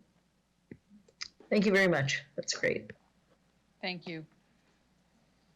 Councillor Fundura, go ahead, please. There we go. Thank you, too, Madam Chair. Yes, this is a long time coming. I have a couple comments, and with the question. In the previous years, times where a neighbor would have to take a civil action against a neighbor because the neighbor planted or covered a catch basin in their yards. So within the enforcement and compliance and then resolution, can you give me a little bit more higher overview how that's going to work? Mr. Honor. Thank you. Through the chair. So as Mr. McCall outlined, a complaint would come in, it would be analyzed, and then one of the officers would go out to the property if required and have a look at the issue at hand. If resolution could not be achieved between the two parties or with the one resident, then you would go down the enforcement side. But at any given time, resolution will try to be achieved between the two parties or with a single party, whatever the case may be. Okay, thank you, Madam Chair. I'll continue. I do believe that we have on our website, city website, markings that in the map that we know exactly where all the catch basins are in the rear yards. Is that correct? Mr. Onright? Through the chair, that is correct. Okay, thank you. So, Madam Chair, just a quick comment. this has been a struggle. You have neighborhoods that have been kind of pinned against each other because 3-4 houses are getting flooded, burning out sump pumps or pumps to drain the water out of the yard to the front of the property. So this is a long time coming that we need to look at, and the existing what's been happening. And there's been quite a bit of trouble with. I mean, we are not encouraging a neighborhood to work together. What Councilor Bershani mentioned about we canceled or we rescinded the bylaw that we had before, but no here, no there. This is a good moving forward. And then the conversation goes to enforcement action. So on the enforcement action, as the communication will go to the residents, the resident that has the catch basin in the rear, meaning is because there's no back alleys, there's no alleys, it's just fence to fence. If the resident does not comply to the enforcement, does the city then move in, and how does that work to uncover? Could be a shed there, it could be like Mr. McCullough mentioned, could be a garden built over it. How within the compliance and enforcement, what does it actually look like? Mr. Onright, go ahead. Through the chair. So if the resident did not comply and the city goes in and does the work or has the work completed, then the cost of that work will be applied to their taxes. Okay, thank you very much. No further questions. Thank you. And yeah, I have to say the administration did great work. This is exactly what we're looking for. Thank you. Thank you, Councillor Fundura. Councillor Stadenchuk, go ahead. Thank you, Madam Chair. To the administration, through the chair, question regarding the public drainage system. So there's references to that. Just to clearly understand this, easements, there are some neighborhoods where they don't have a back lane or the properties don't back onto each other, but there's an easement. Is that part of the public drainage system? Through the chair, I'll ask Mr. McCall to comment. Through the chair, thank you for the question. If I understand it right, the answer is yes. There's been a new definition introduced into this bylaw regarding public drainage systems, which will include more than just your traditional pipes and storm drains. It will also include stormwater detention ponds, retention ponds, like you said, easements and alleys, which might be a swale or some other type of surface infrastructure. So it gives us the ability to enforce all different kinds of things on all of our drainage interests related to infrastructure. Okay, thank you for that. Through the chair, another question to administration. Do you have a number of outstanding complaints from residents that once these new the new bylaw and regulations are in effect, that we'll be able to go to those issues and address them? I'm just sort of wondering if there's outstanding issues that this will help address, or if people would have to initiate a complaint, a new complaint through this bylaw. Mr. Onright.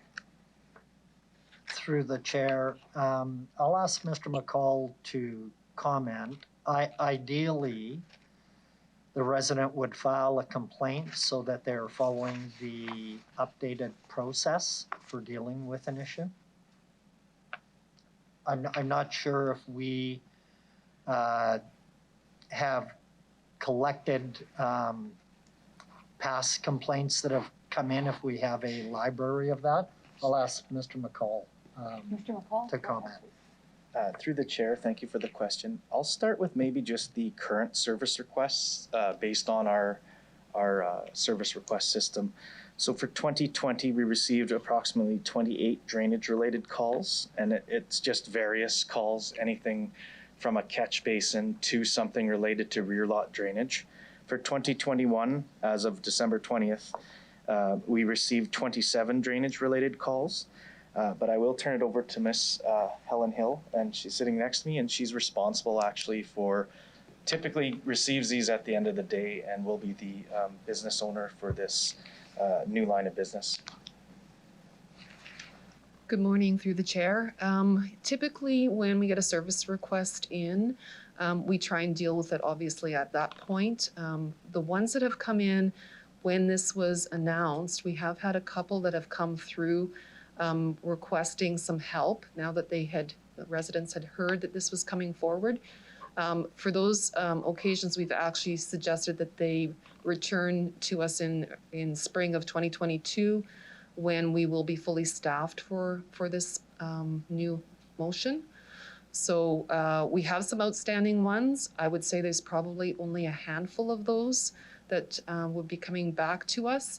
And hopefully we will be prepared with the inspector position already filled and ready to go.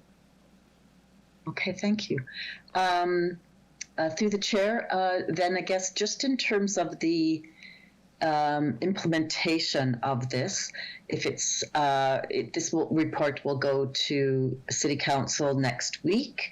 At that point, if it is passed, the bylaw still has to go through the normal reading process.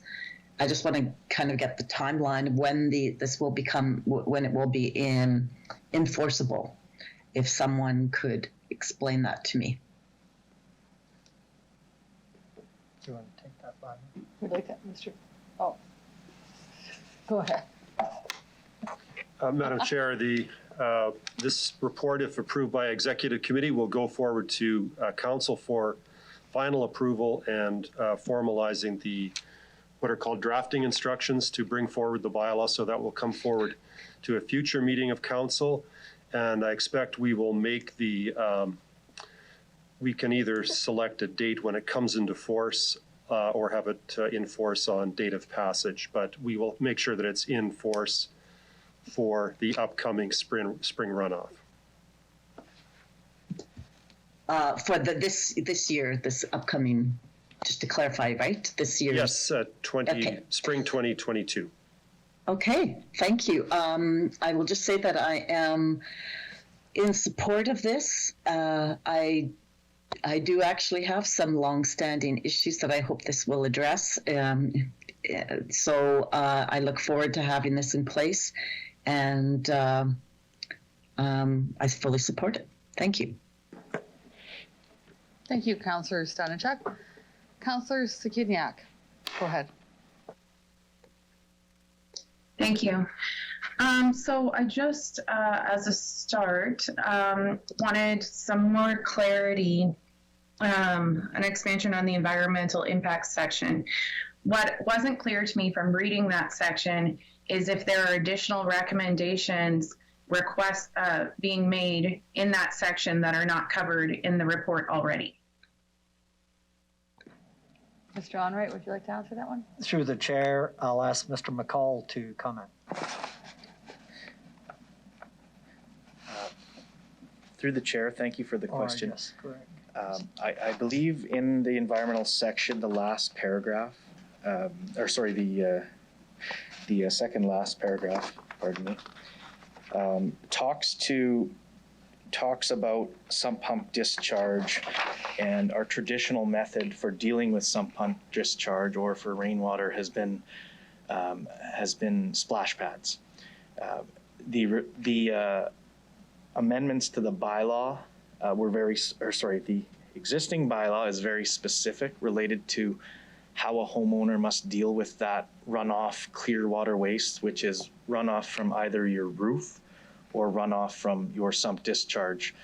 The proposed amendments will allow some flexibility in how a homeowner can manage that water waste, whether it be, it was more setting us up for a future state where we could be ready for maybe rain gardens or at least ready to have those conversations like other alternatives that other cities have explored to deal with clear water waste on site, or sorry, on their properties.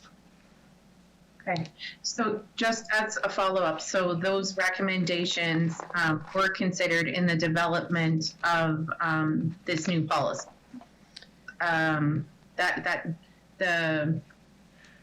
As you mentioned, the recommendations currently proposed will open up the possibility for additional work in that area. Is that accurate? Through the chair, yes, that's accurate. Like I said, the original bylaw was very prescriptive. This allows us the opportunity to potentially develop some standards in the future on some of these things after we review a few things further, or allow a homeowner to propose a different solution that maybe not necessarily the traditional concrete splash pad. Okay, and I see that now on page 7, language is also introduced that recognizes the city does not have standards for drainage management systems, such as rain gardens or infiltration systems. So what is the next, you had mentioned like what if the city wanted to pursue that, or if homeowners wanted to pursue that, is that something that administration will consider as a potential next step in relation to these regulations, whether that is an additional step proposed by administration?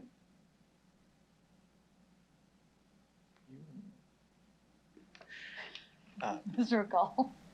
Through the chair, yes, like the intention in the report is to not restrict our future potential with conversations, whether it be through industry in new developments, or through some sort of development of a design standard that may incorporate this. Is it part of this work? No.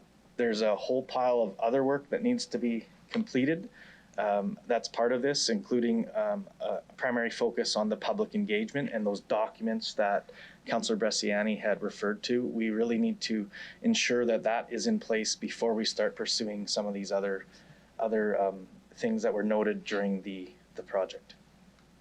Great, okay, and if I missed this, my apologies, but so I understand that this will be, the goal is to move forward with this year prior to the melt from winter. When will there be a report back in terms of how this new policy is progressing? Mr. Onright, would you like to speak to that?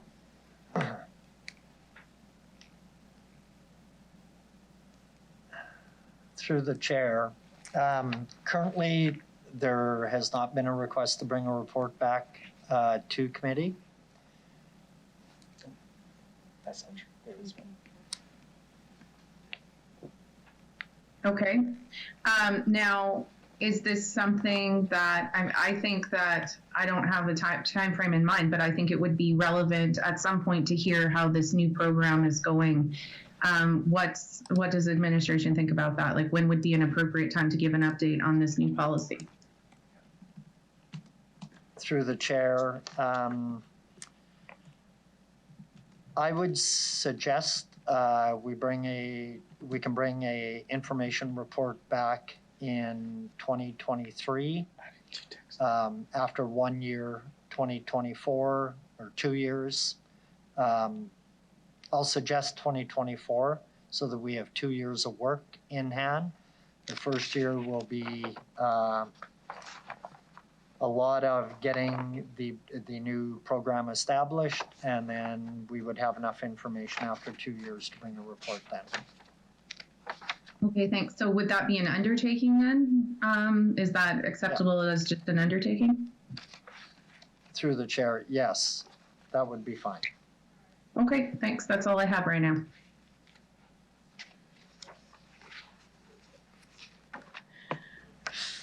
Mayor Masters, go ahead. Thank you, through the chair.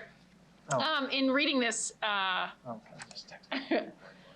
and some of the examples provided, is there any chance that the city undertakes work which affects citizens' drainage issues on their property? So the city goes into an alleyway and does some work, just as an example, and that affects the drainage on a resident's property. Is that possible? Mr. Onright? Through the chair, I trust that is possible. I'll ask Mr. McCall to confirm. Through the chair, thank you for the question. I just would like to provide some clarity on the previous question. There is a return report for 2024 from the original, the original motion from Councillor Bresciani. Not that we can't do additional undertaking work for updating you further with a memo or something. And can you repeat the question? Because now I've forgotten it. That's all right. I appreciate the follow-up. But actually, now in follow-up to that follow-up, we already have a report coming forward on this matter based upon Councillor Bresciani's from the original? Yeah. Correct. Yes. Yeah, through the chair. So yes. is that considered the same undertaking then? Yes. Okay, 2024. Perfect. My question, Mr. McCall, through the chair, was, is it possible that work performed by the city of Regina itself could alter the drainage circumstances on any particular resident's property? Mr. McCall? Through the chair, I think I'll start and then I'll let Ms. Helen Hill add to it. I think any construction activities in general has that risk.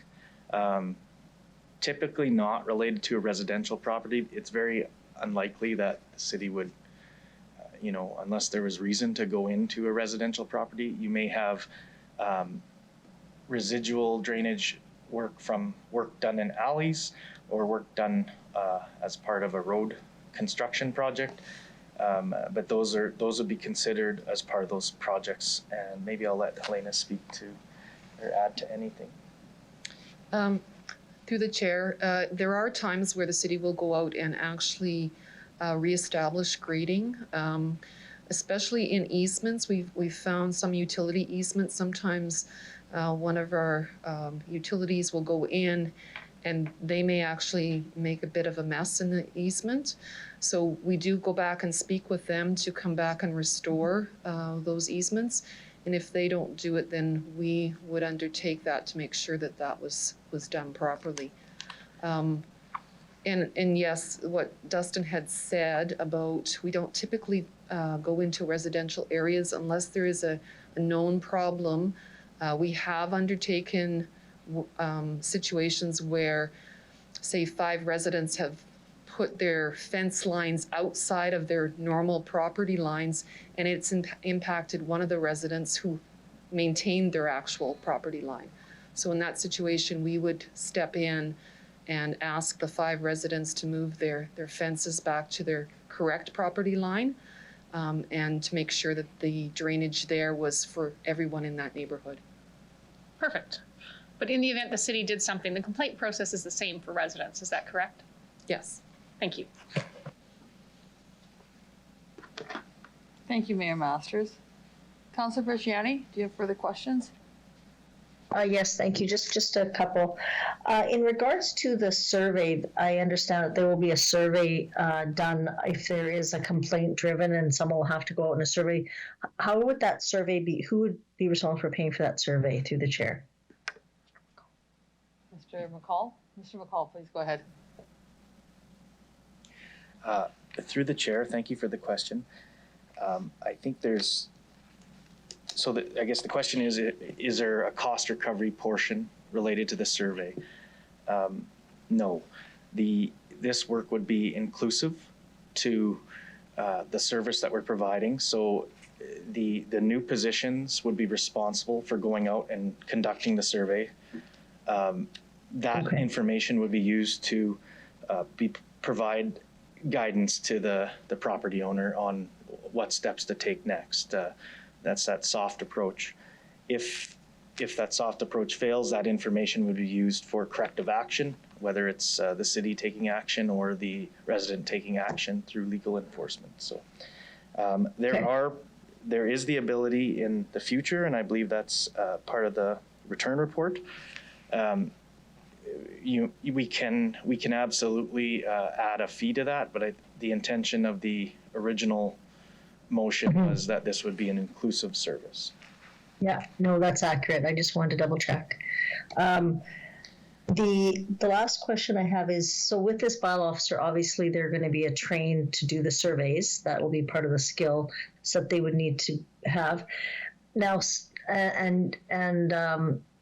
just wondering, so the drainage time is usually spring until, freeze up. What would the bylaw officer then, will they be, what is the work they're going to be doing? And have we learned from other cities, is it there's still work done throughout the year, or can they do other things through the chair? Sean Wright, go ahead. Through the chair, I'll ask Ms. Henning Hill to comment, as this resource will be in her area and under her directive. Through the chair, the drainage bylaw officer will be, or the drainage inspector will be doing that work through spring, through the fall, as you indicated. After that, there still will be work to be conducted on some other drainage issues that we have through the year that we don't typically have a resource person dedicated to this. And in addition to that, I see some flexibility in our branch has 2 construction crews for sewer. So this individual will have that surveying skill set. So at a worst case scenario, if we don't have any work on the drainage side, which I don't think will be the case, we would utilize his surveying services on our construction crews.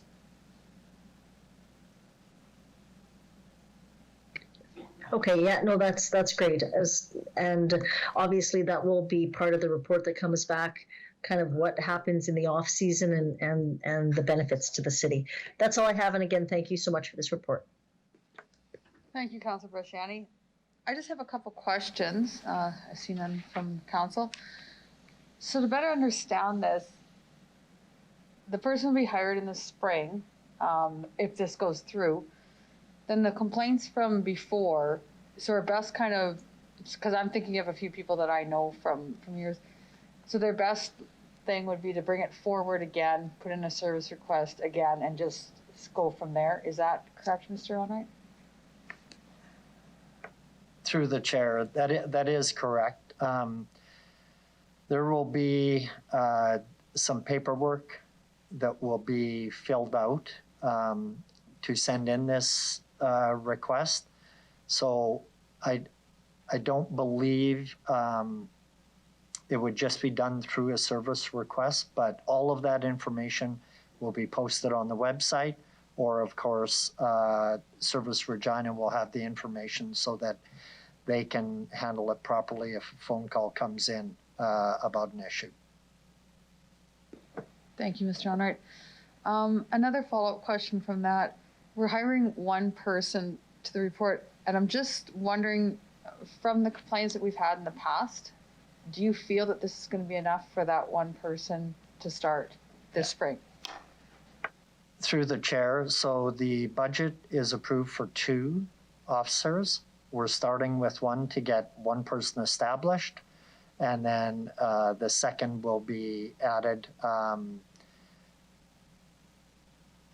after the right amount of time, I guess, to get the program established and get the individual trained.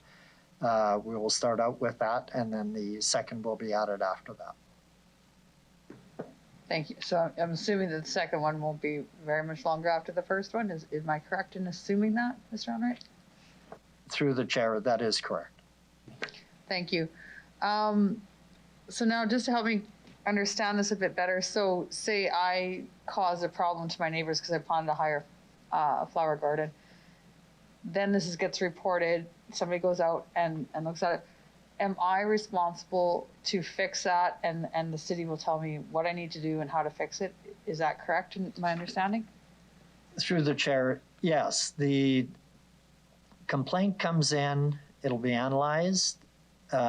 If required, one of our resource officers will go out, have a look, and try to get a resolution between the 2 parties. And yes, the homeowner that is responsible would be asked to fix the problem, and the city staff member that goes out will assist with some solutions to how that can be done.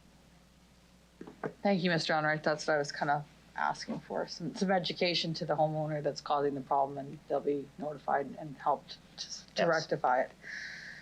I see no further questions. Clerk, can you start the vote, please?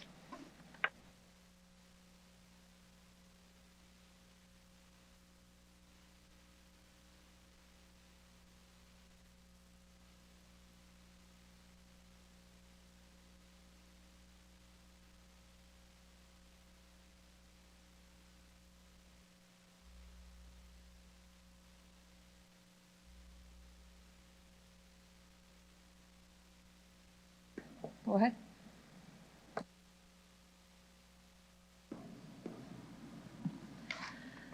Through you, Madam Deputy Mayor, the vote passes 8-all with the following members of the committee absent from the meeting: Councillor LeBlanc, Moll, and Stevens. Great, thank you. We will now consider EX 2211, the Northeast Economic Development Project Consulting Approval. I will call Barry Lacey from administration to please introduce the report. Mr. Lacey? Thank you. Through you, Madam Chair. Good morning. So administration through this report is seeking approval of up to $1 million from the Land Development Reserve to fund consulting services for the Northeast Economic Development Project. Administration will be hiring a consultant to prepare wastewater and potable water serviceability strategies for the north and northeast areas of the city, and preliminary design for the Northeast Economic Development projects, which include the Viterra and FCL AGT economic projects.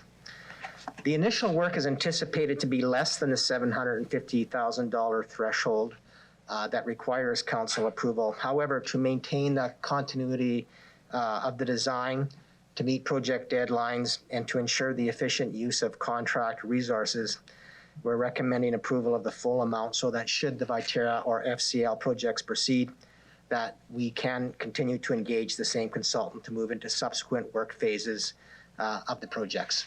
Thank you.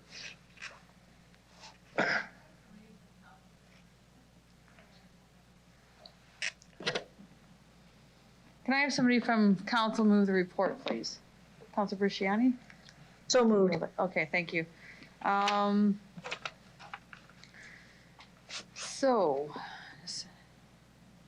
Just gonna see Lori move the. Do we have any questions from members on this report to administration?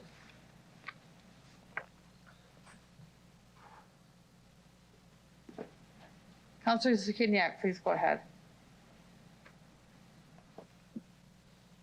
Thank you. So I do have a few questions.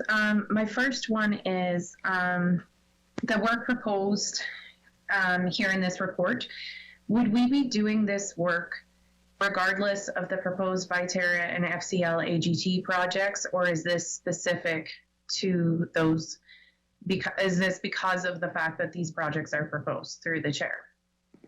Mr. Lacey? Through you, Madam Chair. So I would say the initial need is due to these two economic projects, and to ensure that we can service them within the timelines that they are looking at initiating those projects. But this does then provide an opportunity to ensure that we're looking at that area more broadly, and ensuring that when we're doing that serviceability study work, we're looking at other areas in the north, including Hawkstone, Kingston Green, Somerset, etc., with respect to ensuring we've done that work at the same time. Okay, so and if these projects don't go ahead, so I think you've already stated that this work will still be relevant, how would we recoup the costs associated with the work if those projects don't go ahead for some reason?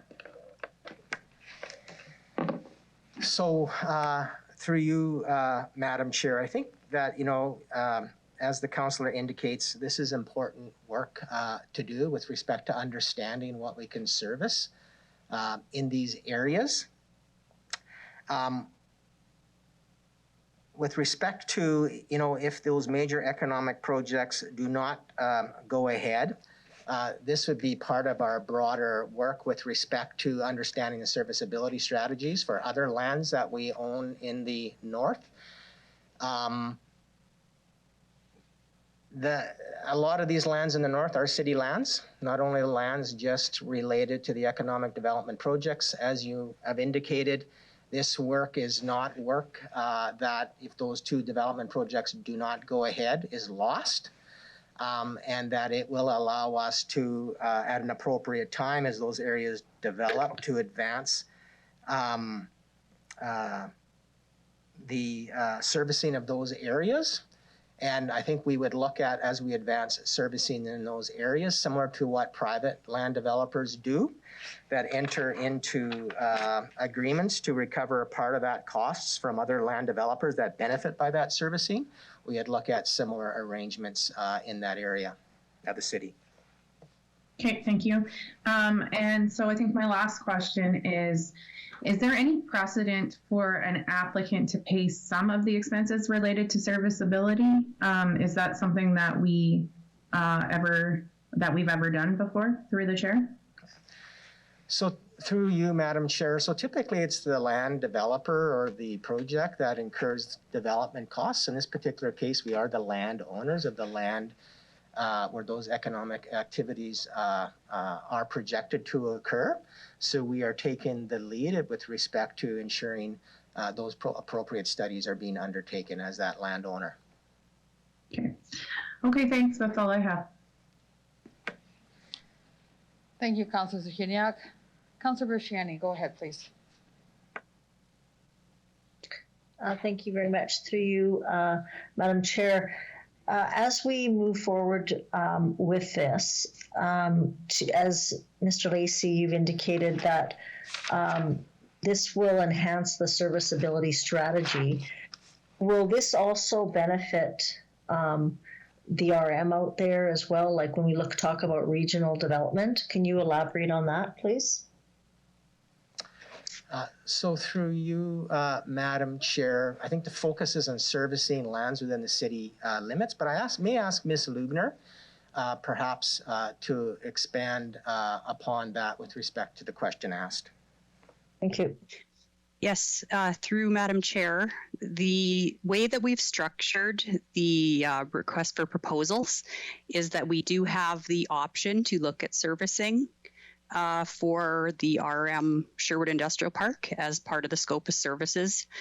It would be a separate price option, so we would have to choose to take advantage of that work. So that would be a decision that the city would make before we would initiate that work. Thank you. So through what we do know that water and wastewater are they're big users of this. And so is there any extra costs that are going to be needed for this industry to have? Like, do we have to, is there any other upgrades, or will that come kind of within this strategy, with the consultant? Is that something they'll be looking at, or will that come back in a report, or how does that work? So through you, Madam Chair, so this is just the serviceability study, preliminary design, and if necessary, moving into detailed design and kind of construction oversight if we get that far. With respect to any potential construction costs and what the city's share of that might be, that would come forward in future, either through the future city budget process or through a special report to council. Okay, thank you. And what is the timing on this, through the chair? Through you, Madam Chair, I'll ask Ms. Lugar to maybe walk through what the expected timing is. Thank you. Certainly, through you, Madam Chair. So we have structured the RFP with several deliverables that will enable us to sort of pick and choose what work gets done depending on what services the city ends up providing to the developments, and depending on, whether the developments actually do proceed. So the tentative schedule that we've outlined is to have the serviceability study by the end of 2022. And then most of the kind of design elements and the general plan in Q3 2023, and construction in 2024 to meet the timelines of the proposed developments. Okay. That's all I have. Thank you very much.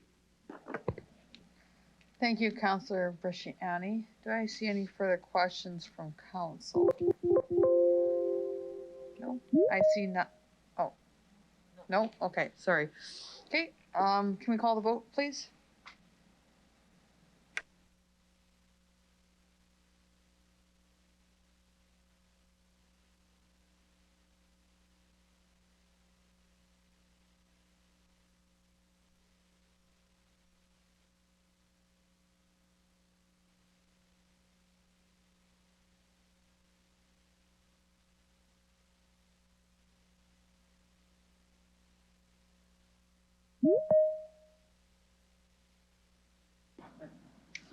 Through you, Madam Deputy Mayor, the motion carries 8-0 with the following members absent from the meeting: Councillors Stevens, LeBlanc, and Moll.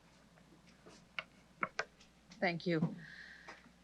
I'd like to call upon delegations Doug Sears, James Holton, and Delane Klein. Please introduce yourself to the record, the organization that you're representing, if any, and where you're calling from. You have 5 minutes to address Executive Committee, after which you'll have the opportunity to respond to any questions that the members may have for you.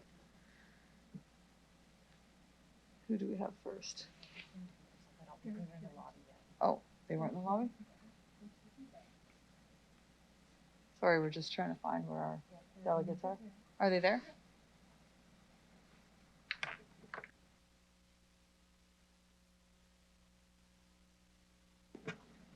Sorry, I'm going to have to repeat myself if they weren't in the lobby. I would like to call upon delegation Doug Sears, James Holton, and Delane Klein. Please introduce yourself for the record, the organization that you're representing, if any, and where you're calling from. You'll have 5 minutes to address Executive Committee, after which you'll have the opportunity to respond to any questions that the members may have for you. Please go ahead. Or not.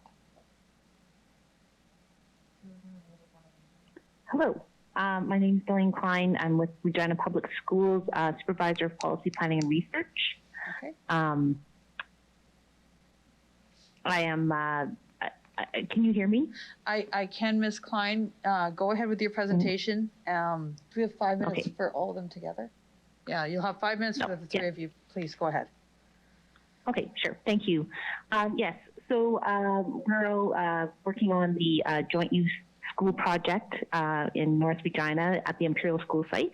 And we just thought we would join in as a delegation to answer any questions about that school project and the inclusion of the community center in that project if you had any questions. So we're really here just for any specific questions about the project.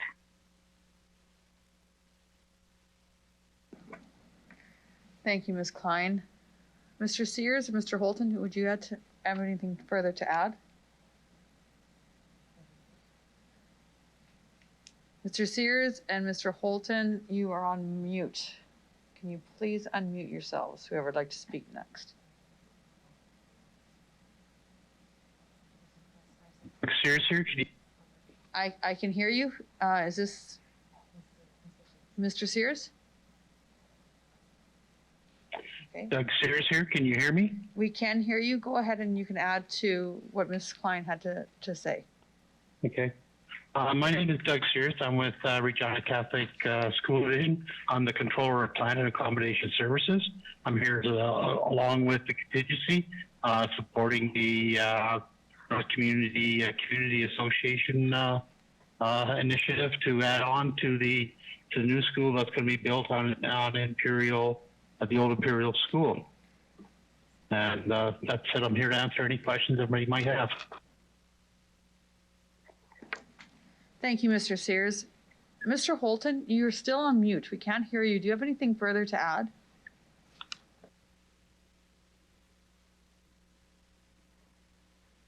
I have nothing to add. Yeah, nothing more to add. Okay. So, yeah. Does anyone here from council have any questions for the delegates?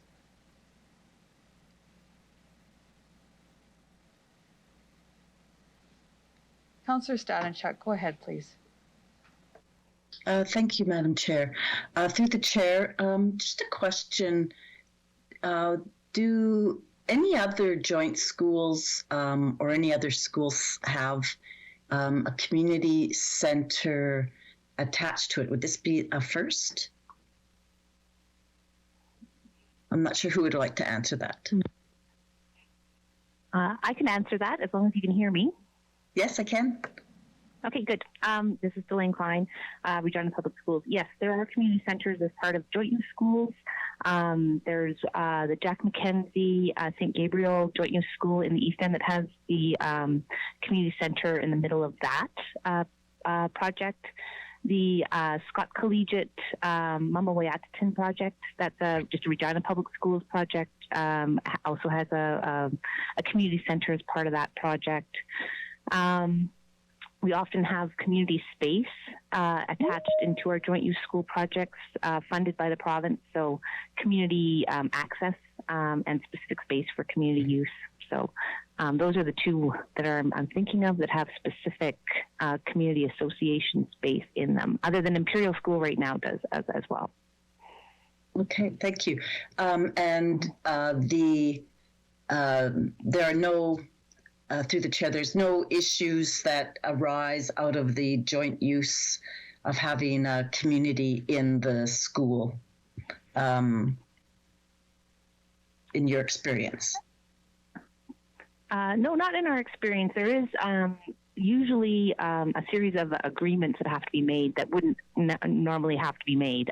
So that would be the only thing, is there's kind of an ongoing master agreement where if there's any shared spaces, there's some agreements about how that usage is, hours when different parties could use different parts of the facility.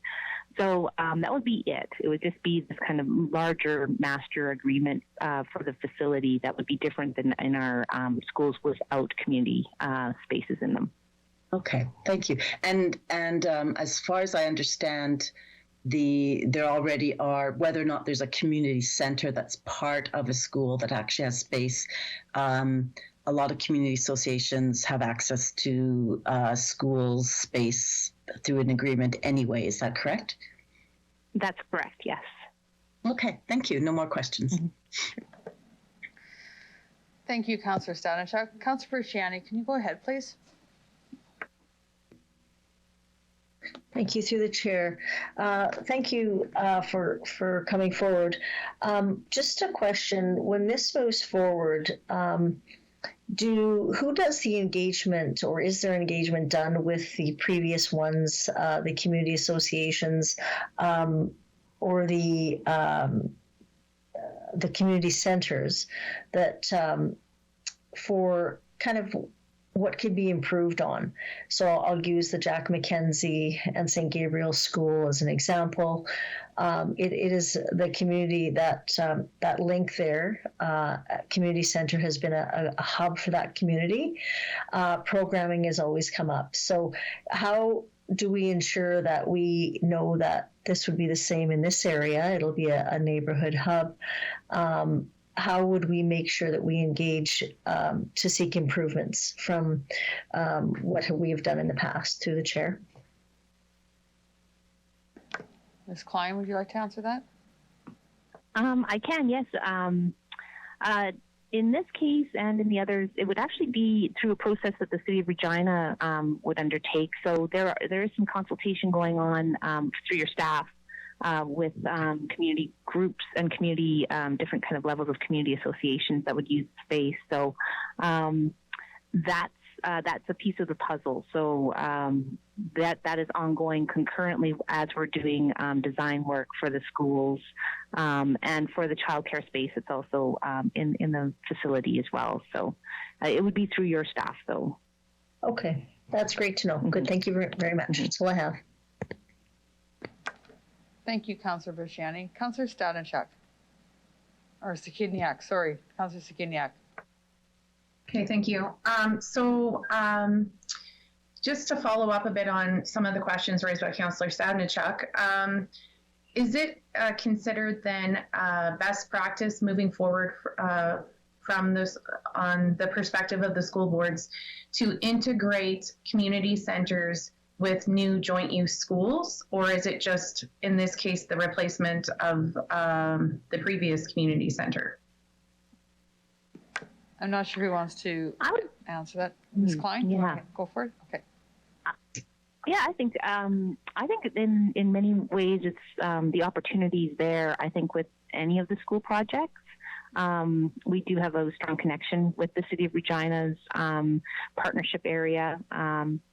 So it's really just an opportunity of timing as well. So if capital dollars can be timed with the approvals that happen for the joint use school, then I think there really hasn't been any hesitance to include the City of Regina in projects. But yeah, as a model, we generally put in our capital request to the Ministry of Education. We find out if we get approval, and it's generally at that point that we would say, okay, is there anyone else, any other partners? We might have a little time before that to undertake some partnership discussions to ensure that we have the right size site and everything else as well. But I hope that answers. I'm not sure. Yeah, I think that's good. Thank you. That's all I have. Thank you, Councillor Sanichuk. Anyone else have any questions before I ask a couple from our delegates? Okay, I'm not sure who to address this correctly. Maybe Ms. Klein, you seem to be answering a lot of the questions. Mr. Sears. This is in my ward. The Northeast Community Center I've been very involved with them for years. I admire the work that they do and they have continued to do.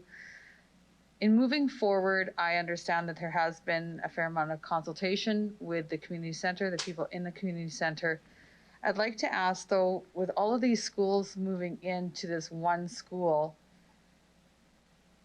are you going to be addressing the concerns of just more than the Northeast Community Center? Is there going to be other centers coming in from the other schools that's going to be in this center, or is this going to be just the Northeast Community Center agreement, and then it'll fall under the umbrella from all the other schools? Is that correct, or have we worked out the details of that yet? I'm not sure who would like to answer this. I'm not sure if James, are you prepared? Yeah. I can answer it Yeah, too, James. James, but go ahead. James, Yeah. thank I you. think I can speak to this. Thank you. So with the city group, we have been working through as well to make sure we're talking to everyone. So we have reached out to the Northeast Zone Board as well to kind of get that broader view. The boundaries of the community associations and the school boundaries are a bit different. And so we're engaging with many different community associations, as well as asking their opinions on programming as well. Through different surveys is the plan. And we are also a keen eye on the fact that the gym is a difference, where there's programming in the gyms and other schools that, again, would not be part of the Northeast Community Center. So make sure we're considering those programs with the city, as we do have kind of 4 smaller gyms going into 2 bigger gyms. So it all is being considered, and make sure we're asking to a wider community focus. Thank you, I appreciate that. Just kind of a follow-up too, I know like the Northeast Community Center, they do lunch programs and they do after-school programs. I'm assuming that this will be continued. Has there been any talk of maybe this not continuing and you working with the school and the community center in doing these programs together?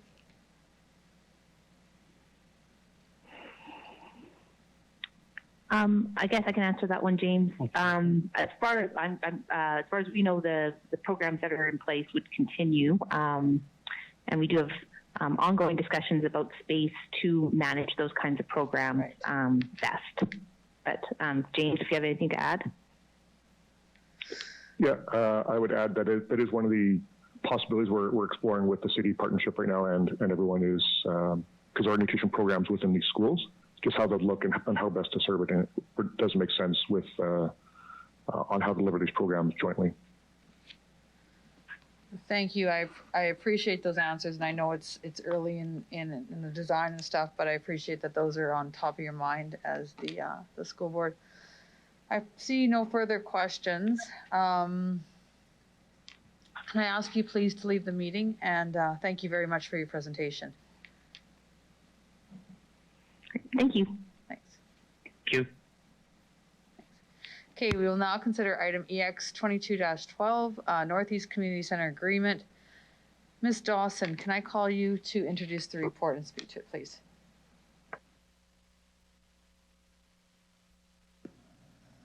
Thank you, Madam Chair. So as background, in 1994, the City of Regina entered into a long-term lease for the space located in Imperial School that is referred to as the Northeast Community Center. Since this date, the center has been operated by the Northeast Community Center Board. The center's operations are supported by the city through annual operating grant. The public and Catholic school boards intend to build a new school at the site of Imperial School, which means the community center will require a replacement.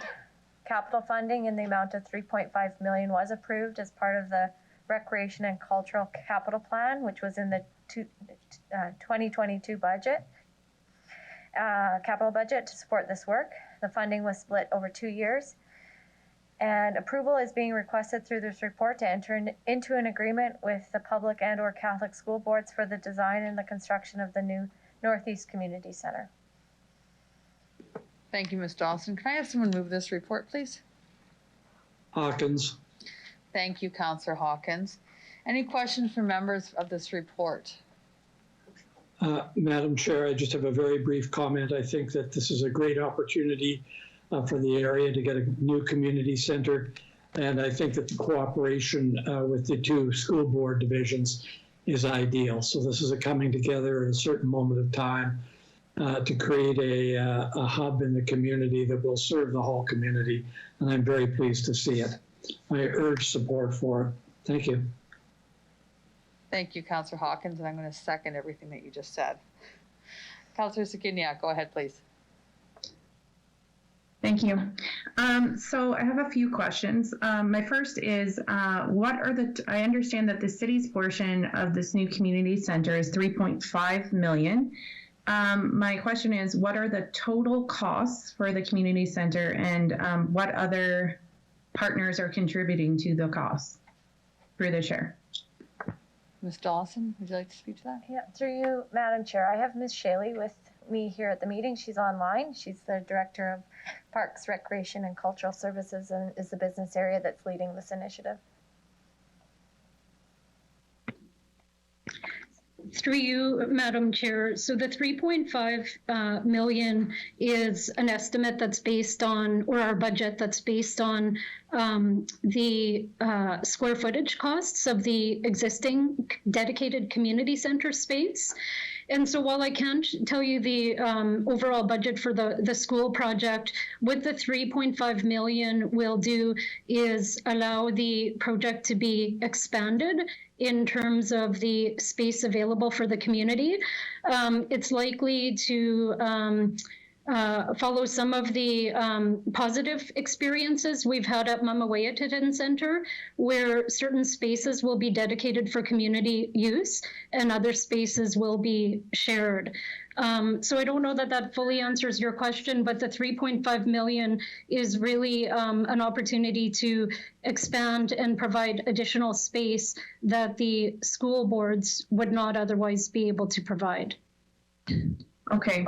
I believe I saw in the report a mention that there were other folks contributing to the costs of the community center. So I think you're saying that the is the 3.5 million anticipated to be the total budget? I guess let's start with that. Through you, Madam Chair, yes, the 3.5 is the city's contribution to the project, which is to construct the space for the community-operated center. There are other partners that will support the operations of the center. This is a community-operated center, so it's not run by city staff. It's run by the Northeast Community-Operated Center, and they often rely on grants and various revenue generation activities to be able to pay for the operations of the center. The city provides a grant of about $15,000 per year, plus the cost of utilities. And outside of that, there will be partners moving forward to help pay for the operating costs of the center.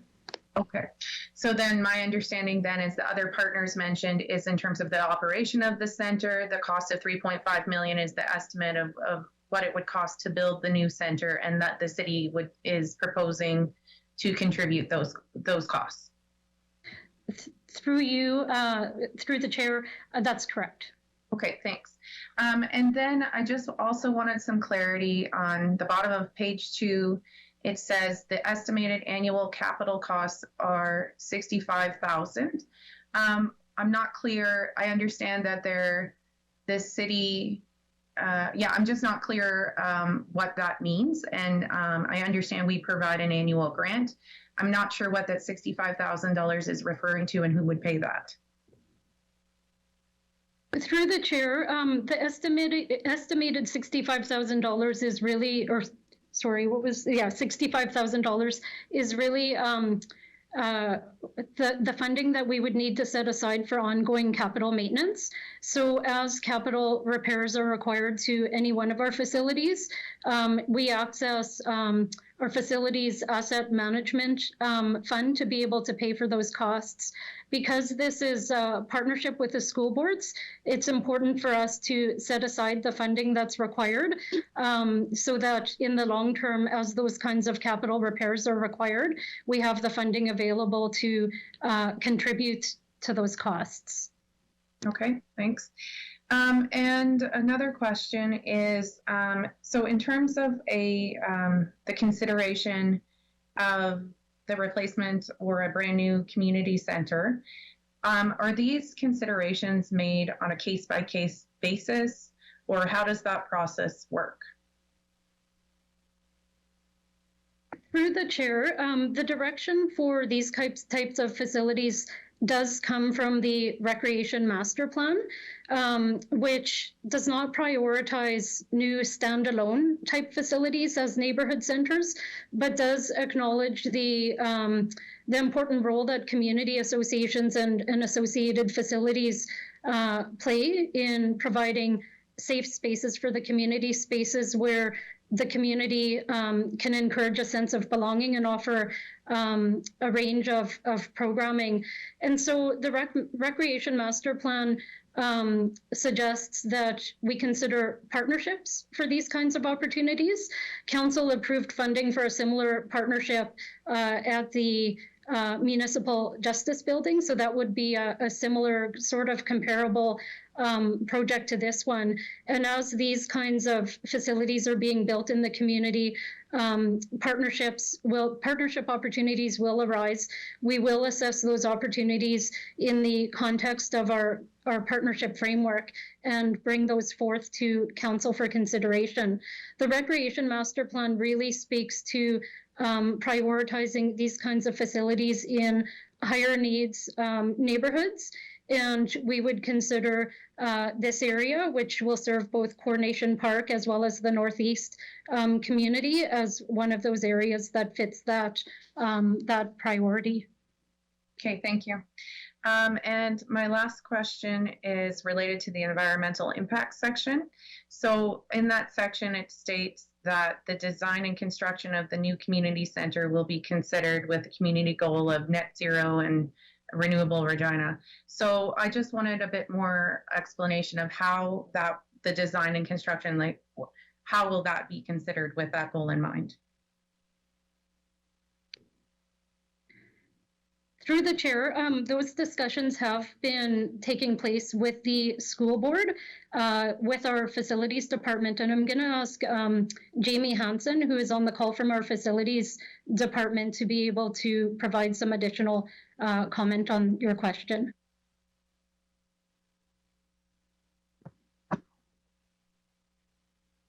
Yep, thanks for the question through you, the chair.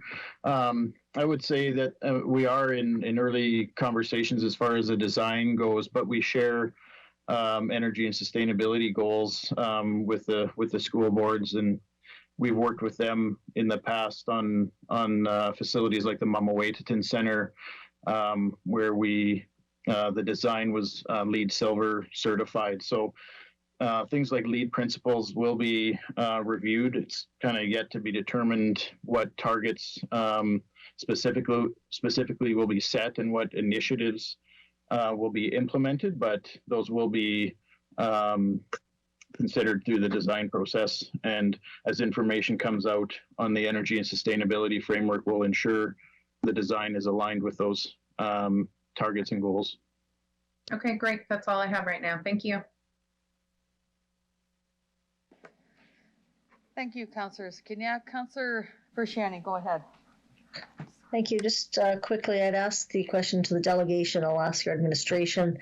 Do we actually reach out to the existing ones that we have built with the joint use schools to find out what's working and what's not working and how we can improve these types of facilities through the chair?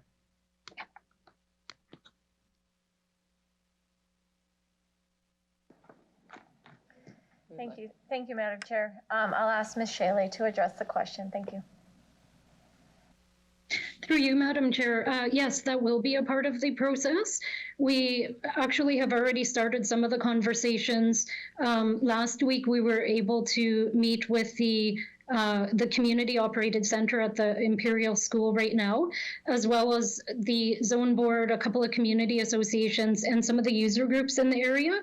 And the conversation started with a discussion on what's working in the current facility, which of their needs are met in their current facility, what needs aren't met. And then the next step will be to reach out to some of the other community-operated centers to learn from them as well. Great, thank you.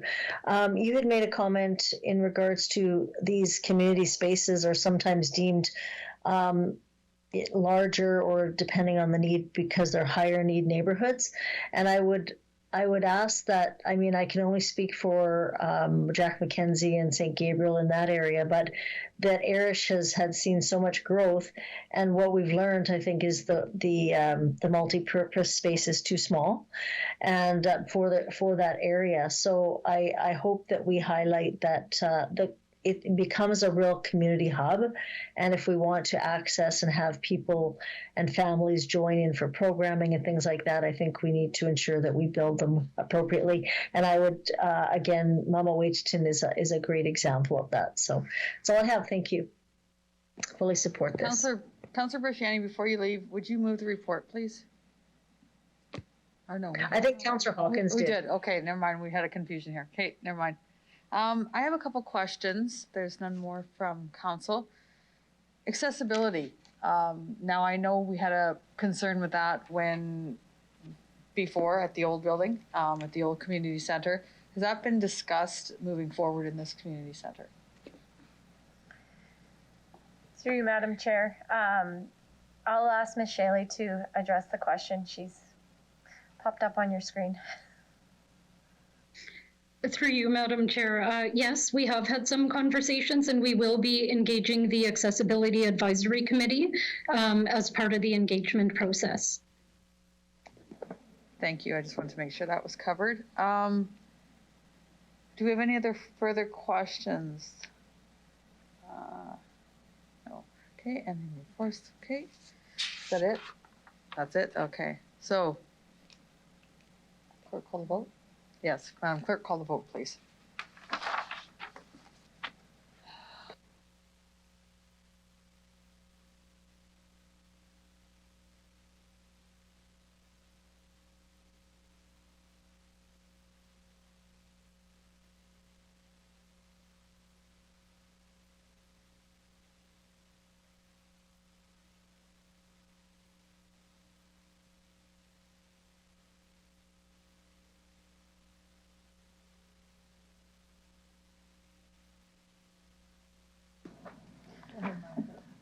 Through you, Madam Chair, the motion carries 8-0 with the following councillors absent from the meeting today: Councillor Stevens, LeBlanc, and Moll. Do we have our delegate? We do, okay. I'd like to call upon Delegate Steve Pinnell. Please introduce yourself for the record, the organization that you're representing, if any, and where you're calling from. You have 5 minutes to address the executive committee, after which you'll have the opportunity to respond. Yes, we hear you. You'll have to respond to any questions that members may have. Are you there? We can hear you. Yes, I'm here. Awesome. Alrighty, go ahead. You have 5 minutes. Hi, my name's Steve Pinnell. I'm with the NICOR group of companies. We've been engaged by our clients, this is the Leader building, to take them through the heritage process and including the heritage incentive policy process. I don't have a submission or any presentation rather, but I am here to just answer any questions that the executive committee might have. Awesome. Thank you very much, Mr. Pinnell. Do we have any questions from council for the delegate?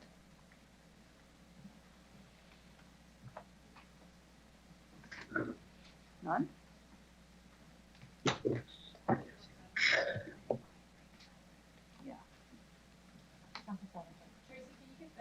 I can't see. Oh, okay. Sorry, I couldn't see it in the thing. Councillor Stadenchuk, can you go ahead, please? Okay, thank you, Madam Chair. Through you, Madam Chair, a question just regarding the history of the building.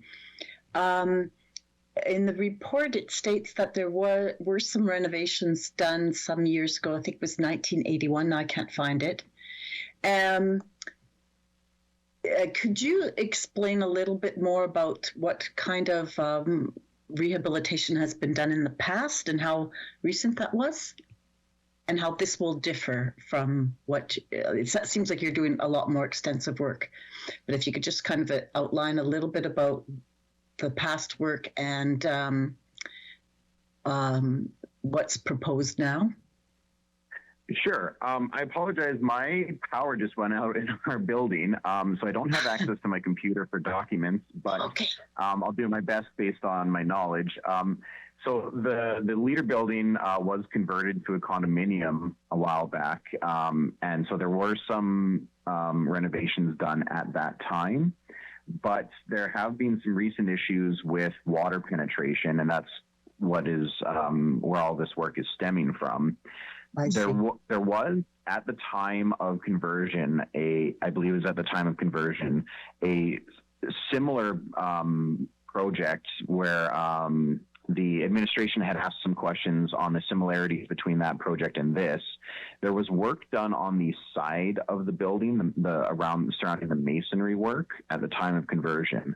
And then now this work is focused on a new issue that has arisen, which is water penetration through the top, sort of where the roof meets the parapet.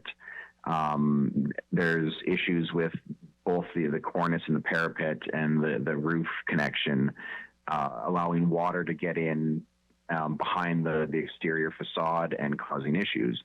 So that's where this new work is taking place. But I know that there has been previous work down the wall on the actual masonry itself. Okay.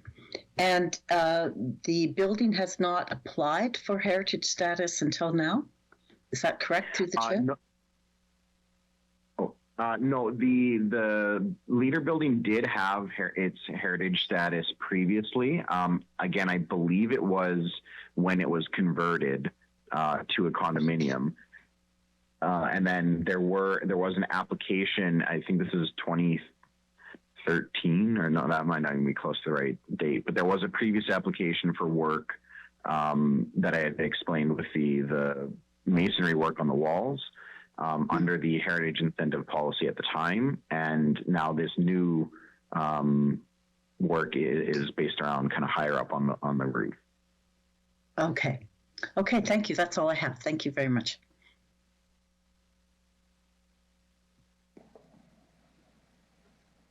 Just 1 second, please. Okay.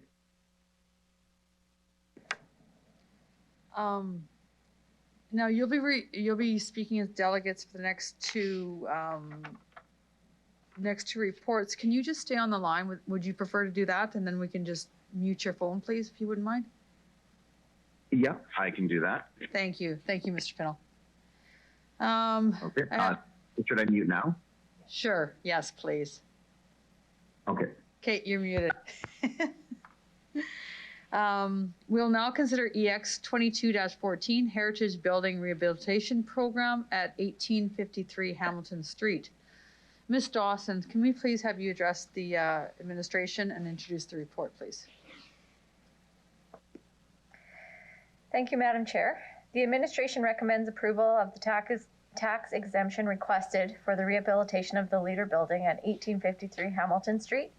Section 28A of the Heritage Property Act enables City Council to provide tax relief to any person, organization, agency, association, or institution with respect to heritage property, notwithstanding any provisions of the City Act. The Heritage Incentive Policy approved by City Council in 2014 established a tax exemption for a maximum of 10 years. In December 2021, the applicant requested a property tax exemption under this Heritage Building Rehabilitation Program to assist in recovering the costs associated with conserving the building. So the Leader Building is a designated municipal heritage property, and it was done so on February 16, 1987. The building commemorates the development of media communications in Regina and exemplifies the unbounded optimism of Regina's post-1900 building boom, which expanded the historic downtown core. The tallest and most expensive office building in the city at the time of its completion in 1912, the Leader Building was one of Regina's most prestigious office locations. The property features a 6-story terracotta-faced office building built in a Chicago style of architecture. The proposed interventions of the overall project are to repair and stabilize the historic terracotta cornice and parapet of the Leader Building. Thank you, Ms. Dawson. Can I have someone move this report? Zakidniak, I also have a question. Okay, thank you, Councillor Zakidniak. Please go ahead with your questions. Okay, thanks. So I understand from reading the reports that, this is to approve a tax exemption, and then there's 2 criteria, 50% of the eligible costs or total property taxes payable for 10 years, whichever is the lesser of the 2. So with this particular application, it's recommended that we go with the 50% of the eligible work, which is approximately $236,000.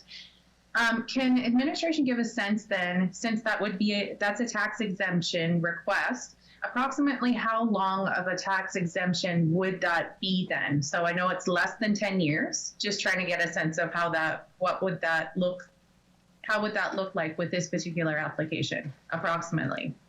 Ms. Dawson? Through you, Madam Chair, I have Ms. Hill on the line, and she's able to help us go through what that may look like.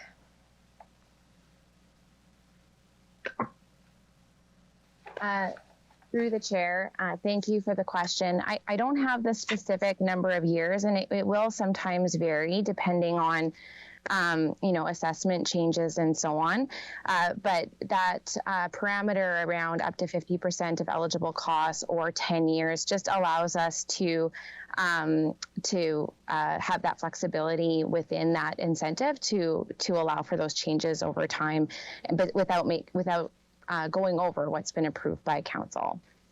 Okay, that's fine. I do have, I think, just one more question. So we have 3 applications in a row dealing with the Heritage Building Rehabilitation Program. Can I first get a reminder of how much so my understanding is that there's an annual budget for that program. So if that's accurate, I'm wondering what's the budget, the annual budget, how much is proposed to be taken from that budget, and then how much would be remaining if all 3 of these are approved? Ms. Dawson? Through you, Madam Chair, I might ask Ms. Hill to go through the elements of that program and address your question, Councillor. Through you, Madam Chair, the program right now we're just in the final probably the final submissions for the current program here. And so what you're seeing are 3 applications that were received in 2021 under the existing program at this time. That program is mainly focused on tax exemptions. There is a small annual budget that is of $30,000 for properties that are tax exempt. However, going forward, we're anticipating approval or hopefully approval at some point this year of a new incentive program that's coming forward to council next month, and it will include a process for receiving applications for grant for all property types. And there was a budget approved in the 2022 budget of $150,000 to support that. And then we're also recommending at that time that we maintain the tax exemptions as well. So, but this current slate of applications that you're seeing today are the final applications under the old program. And so that larger budget is not applicable in this case. Okay, so it sounds like it's more relevant to continue that train of questions next month when we talk about like how the program might change if we approve those recommendations. Exactly, yes. Yeah, okay, thanks. That's all I have. Thank you, Councillor Sikiniak. Any other members? Oh, we see Councillor Jason Masnelli. Mr. Masnelli, go ahead. Thanks. I found that last answer very interesting. Has there been given any thought to having an upside limit of the potential for tax exemptions, considering all the heritage properties we do have and the fact there's a backlog for processing of them? Has this ever considered a budgetable item or something to forecast for? Ms. Dawson? Yeah, through you, Madam Chair. So I think what I'm understanding is there a cap on the amount of tax exemptions we can provide to these properties? And I might just ask Ms. Hill if that's been contemplated in the current program or being contemplated in the future amendments that we're bringing forward. Through the chair, I'm not aware of that conversation in this context with the heritage incentives. We haven't had that discussion since I've been working with the program, but certainly something that can be discussed in the context of the new recommendations next month. Thank you. Thank you, Councillor Massinelli. I see no further questions. Madam Clerk, can you please start the vote?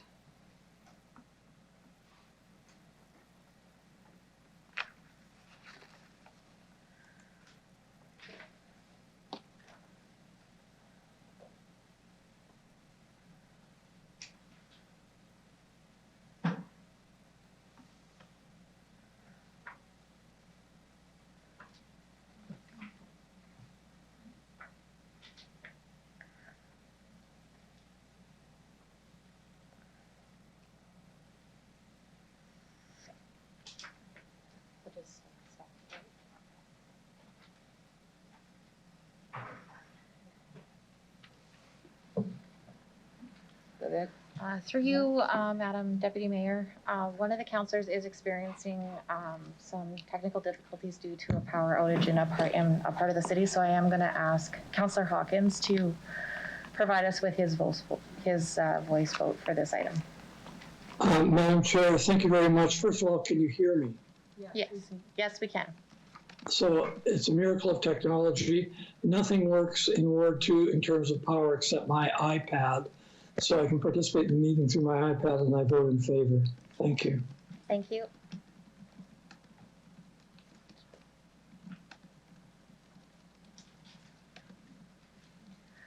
Through you, Madam Chair. So that means that this carries 8-0 with the following members of council absent from the meeting: Councillor Stevens, LeBlanc, and Moll. So, Madam Chair, on your chart, it shows me as away. But I have been able to vote, and I vote in favor. Yes, that's correct. Due to the fact that you weren't able to vote through the technology, Councillor Hawkins, it won't be able to show on the screen. Thanks very much. Yeah, you're welcome.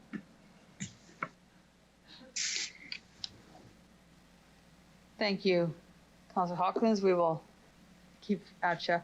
I'd just like to remind the committee that we have a full agenda and we need to be mindful of this. We have some stuff to deal with in private agenda that has to be dealt with today. So moving forward, just to be mindful of this, please.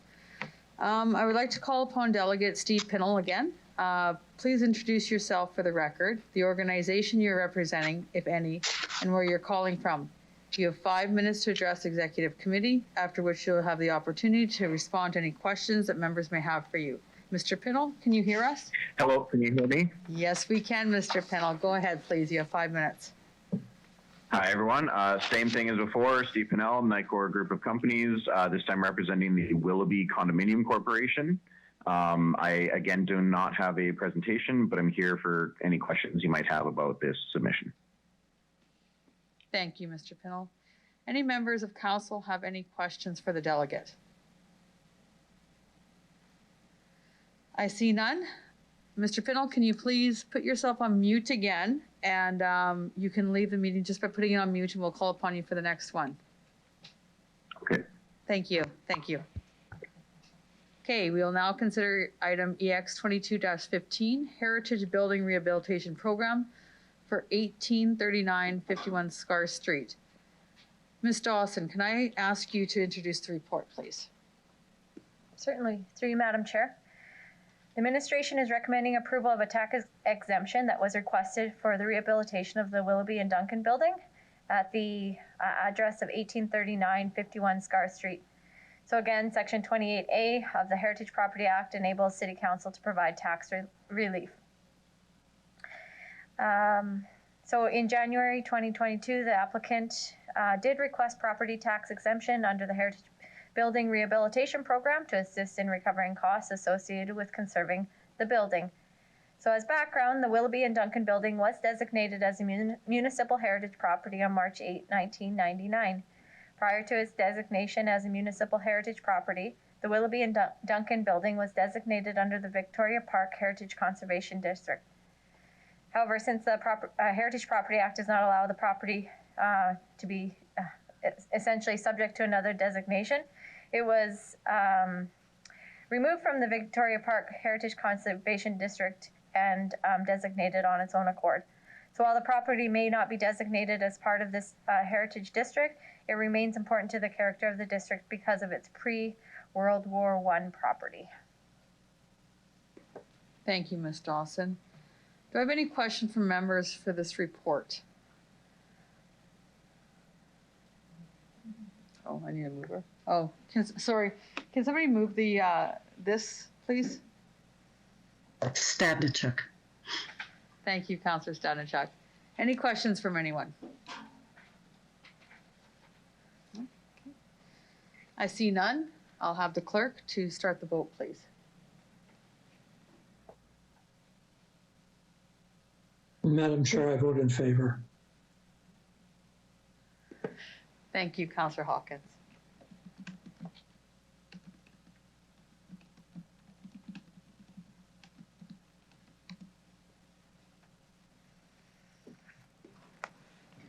Through you, Madam Chair, the motion passes 8-0 with the following members of council absent from the meeting: Councillor Stevens, LeBlanc, and Moore. Thank you, Madam Clerk. We will now consider EX 22-16. I would like to call upon Delegate Steve Pinnell. Please introduce yourself for the record, the organization you're representing, if any, and where you're calling from. You have 5 minutes to address the Executive Committee, after which you'll have the opportunity to respond to any questions that we may have. Yes, we can hear you. Go ahead, Mr. Pinnell. Oh, thank you. Again, Steve Pinnell, Nicor Group. This is the third submission for the Canada Life building. Again, I do not have a presentation, but I'm here for any questions that the Executive Committee might have. Thank you, Mr. Pinnell. Any questions? Councillor Sikiniak, go ahead, please. Thank you. So I see in the report that this incentive request is specifically for phase 1 of the conservation work plans. And so I just wanted to confirm that that is the case with the exception of the roof maintenance. And then it looks like as well as the inclusion of the boiler replacement as well. Do I understand that correctly? Yes, so the project that this client is undertaking, there are some different steps to it. They are undertaking a boiler replacement for the longevity of the building, as well as window painting for the exterior character element. There are additional items that they are considering, which may be submitted at a later time. Now, with the new policy, as Ms. Hill had laid out, likely coming into effect this year, I'm not sure. I assume we will have to submit under the new policy for any future items. I'm not exactly sure how that will work out, but at the time, we are only submitting for the boiler work and the window painting work. The stairwell fire code upgrades and some other work that may be moved forward with are not being submitted for at this time. Okay, thank you. That's all I have. Thank you. Councilor Bresciani, go ahead, please. Thank you. Can I just ask, in regards to the applications that you're representing for your clients, are these one owner or are they individual owners of these pieces of property, through the chair? Yes. So the Canada Life building is a single owner, third-party corporation. The other two that were previously the Leader Condominium Corporation and the Wilby Condominium Corporation, that is an ownership, as it's a condo corp, it's an ownership group comprised of all the titled owners in that condominium corp. So those were both multiple owner submissions, but this Canada Life building is a single for-profit entity. Okay. Yeah, that's all I have. Thank you. Thank you, Councilor Bresciani. Councilor, no further questions? I don't see any from anyone. No? Okay. Thank you for addressing Executive Committee, and I'll ask you to please now leave the meeting. Yes, thank you very much. Thank you, Ms. Finnell. Okay, we will now consider EX 22-16 Heritage Building Rehabilitation Program at 2201 11th Avenue. Ms. Dawson, can you please introduce the report to us? Through you, Madam Chair. There was a revision requested that will need to be moved as well. Okay. All right. The administration recommends approval of a tax exemption requested for the maintenance of the Canada Life Assurance Building at 2201 11th Avenue. So subject to the same sections of the the Heritage Property Act that I had listed before for the previous applications. In December 2021, the applicant, on behalf of the owner, requested a property tax exemption under the Heritage Building Rehabilitation Program. And again, it's to assist in recovering costs associated with conserving the building. So for background, the Canada Life Assurance Building was designated as a provincial heritage property on April 5th, 1978.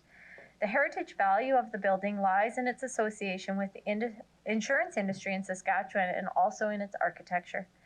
The second tallest building in Regina at the time of its construction in 1914, the building was designed by the prominent Montreal architect firm of Brown and Valance in the Gothic Revival style with influence from Chicago School. The Canada Life Assurance Building projected prosperity, prestige, and stability, images desired by the insurance industry. Thank you, Ms. Dawson. Can I have somebody move this report in accordance with the revised Appendix C as indicated in the communication and memo received from the Office of the City Clerk? That's Nelly. Thank you, Councillor Massanelli. Do you have any questions from the members on this report? I'll have a comment at the end if anyone has any questions first. Oh, okay. I see no questions. I see no questions, Councillor Massanelli. You can go ahead, please. Straight to the comment. I just noted that in about 20 minutes, we've passed $800,000 worth of tax exemptions. Last budget meeting, we debated $250,000 for the better part of 5 hours. And I'll pass this one as well because it's in line with our policy. I understand the importance of heritage as well as the impacts on built and sustainable buildings as opposed to tear down and demolitions. So I will support this. But I would just like there to be some type of budgetary process for tracking this. I'd like there to be some type of a target and analysis of where this can go with potential properties. And I'd like some thought put into the costing of this, as I think it might become more interesting for more parties. So that's my comments. Thank you, Councillor Massanelli. I appreciate those. Councillor Brusciani, I see you have your hand up. Go ahead. Thank you. Yeah, I would reiterate what Councillor Mancinelli has said. I would like to see in future when we're looking at this that there be a cap so we can properly plan as well. That's why I asked, the owners, if and I appreciate heritage, but we also have to plan for it as well. And that means that everyone who comes forward, depending on what the scenario is, but all of a sudden it's just granted. And I think that we have to be very, very careful when we're doing this. So I will as well approve this one, but I hope staff are listening that we do have to have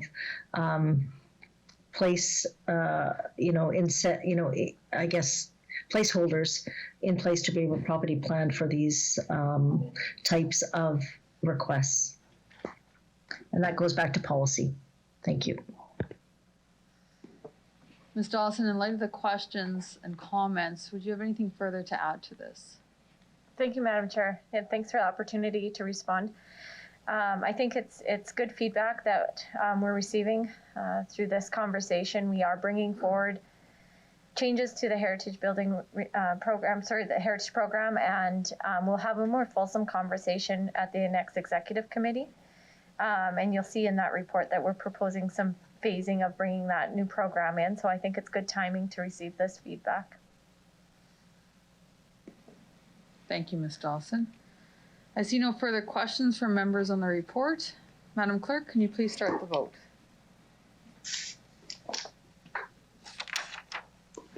Madam Chair, Hawkins, I vote in favor. Thank you, Councillor Hawkins.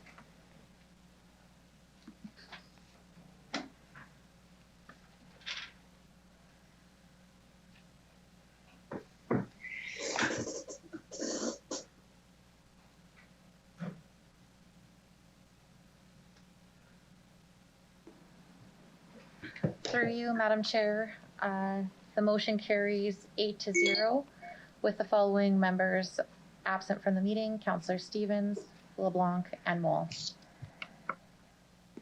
Thank you, Madam Clerk. Do we have the delegate in? Okay, just calling. Yeah, we're just seeing if it's in the lobby.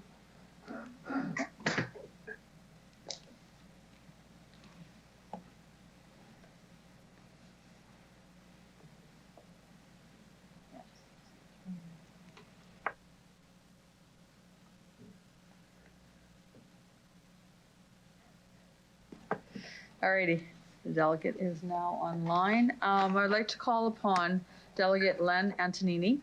Please introduce yourself for the record, the organization you're representing, where you're calling from. You'll have 5 minutes to address Executive Committee, on which you'll have the opportunity to respond to any questions that members may have. Can you hear us? Hello? Yes, we can hear you, Mr. Go ahead. You have 5 minutes, please. All right. I just would like to give a little bit of background on this. My name is Len Antonini. I'm the Executive Director of Regina Minor Football. Our organization has been around since 1994, or 1954. And although people think I've been there long, I've only been here since 1995. I'd just like to give a bit of background on Leibel Field and the upgrade that we did at Douglas Park for the new counselors. We partnered with the RSA and the City of Regina in what we called the Douglas Park Upgrade Project. RMF spearheaded fundraising and the application for grants, and artificial turf and lights were installed at Leibel Field in Douglas Park. Although we put a lot of money into the field and that, we still continue to pay our regular fees that everybody else pays. So we're pretty happy with that, and the city owns the field. In the agreement, though, that we had with the city and Regina Minor Football and Regina Soccer Association, it indicated that Regina Minor Football, Regina Soccer Association would build bleachers and complete the upgrade to Leibel Field. Regina Soccer Association withdrew their commitment, so Regina Minor Football completed the bleachers, press box, and the front entrance with a cost of close to $1.5 million. Once it was done, we gave that to the City of Regina, and it's property of the City of Regina's. In 2017, Regina Minor Football built a building at the north end of Leibel Field with dressing rooms, storage, office space, classroom, a boardroom, and a deck at a cost of about $4 million. This past year, we installed a $1 million display board and a score clock at approximately $225,000 for our cost.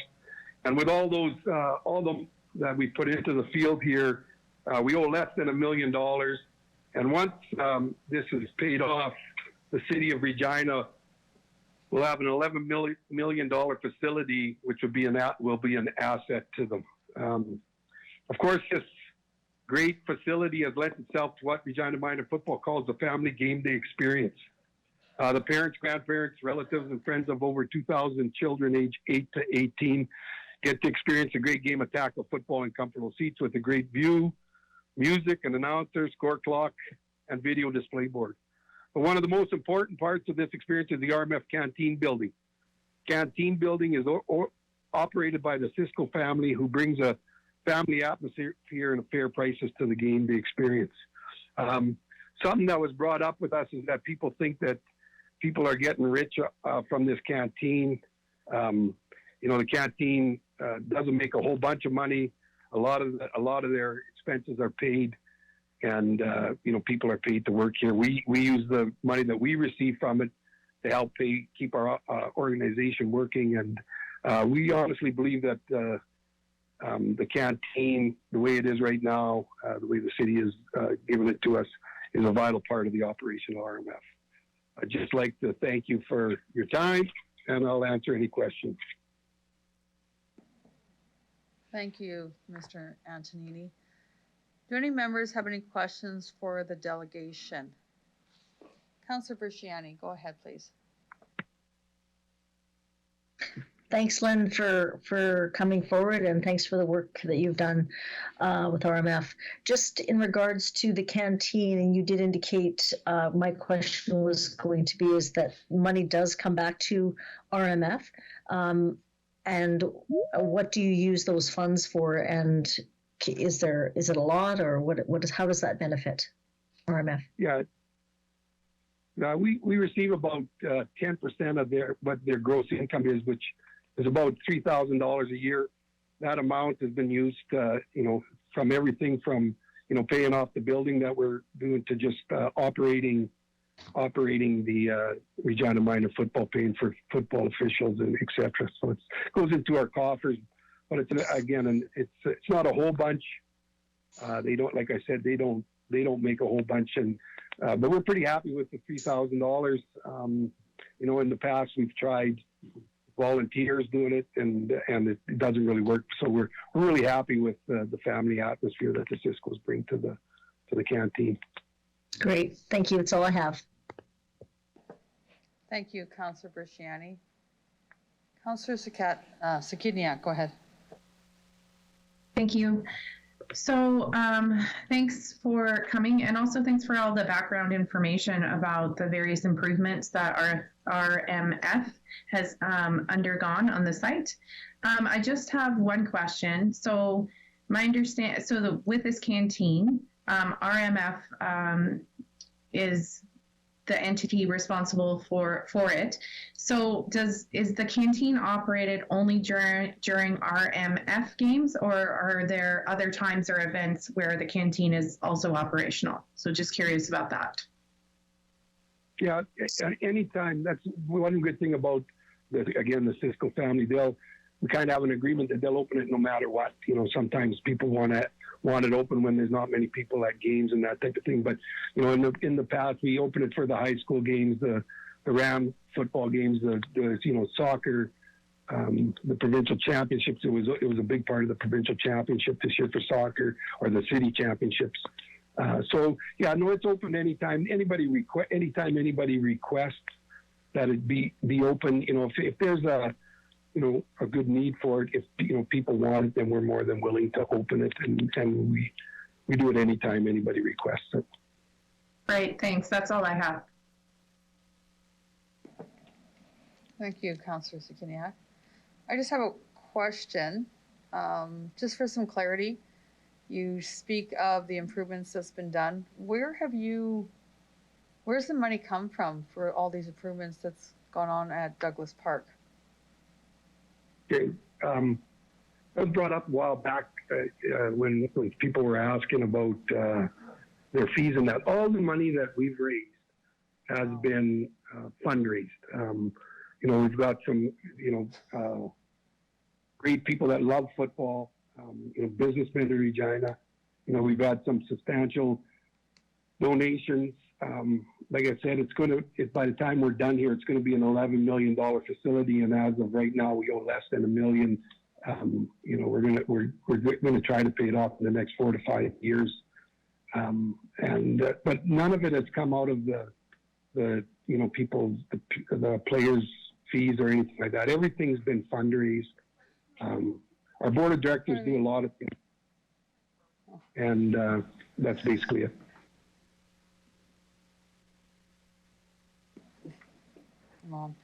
I'd like to commend you and the people that are fundraising for all the work that you've done. That's not an easy job, and wow, congratulations. I see no further questions for you, so I can ask you to please leave the meeting, and thank you for making your presentation.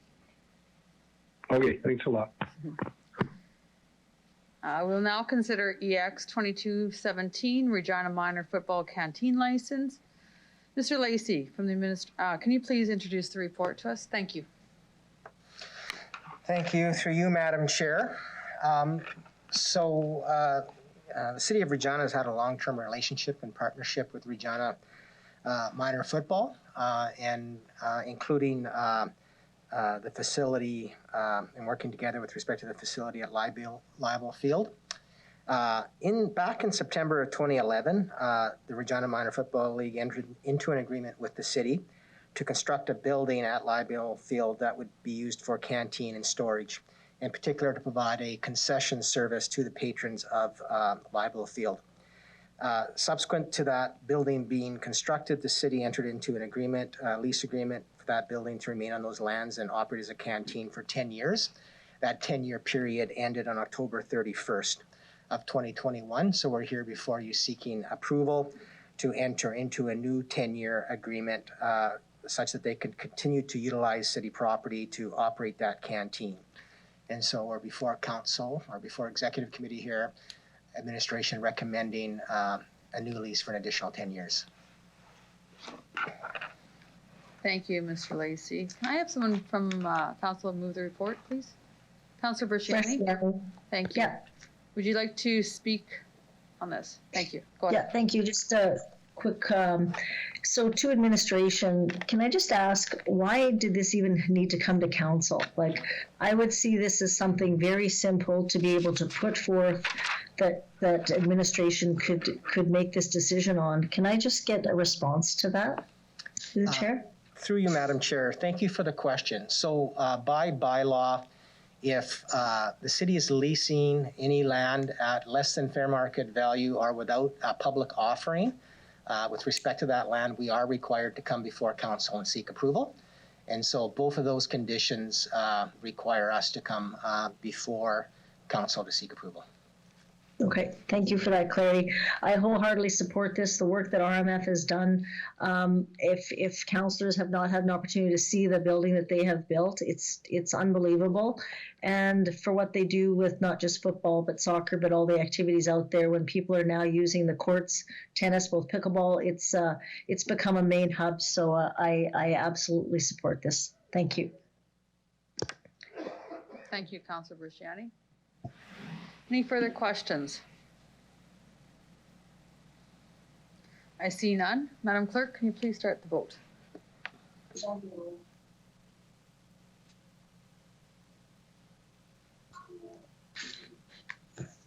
Madam Chair, the electricity's come back on. I've cast my vote. Thank you, Councillor Hawkins, and just let us know if your power goes out again, please. Thank you.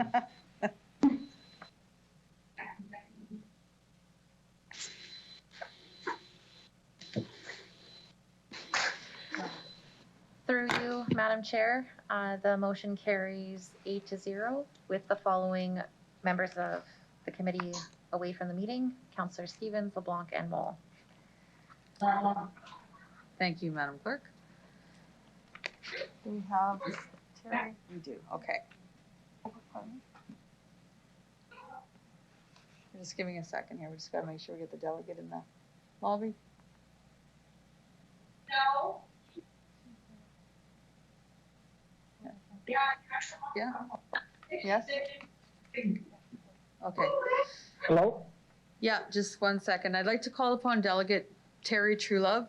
Please introduce yourself for the record, the organization you're representing, if any, where you're calling from.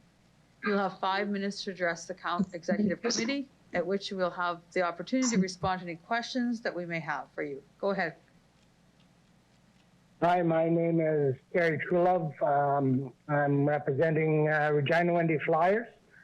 I have no presentation here, just to answer any questions that the council may have. Thank you.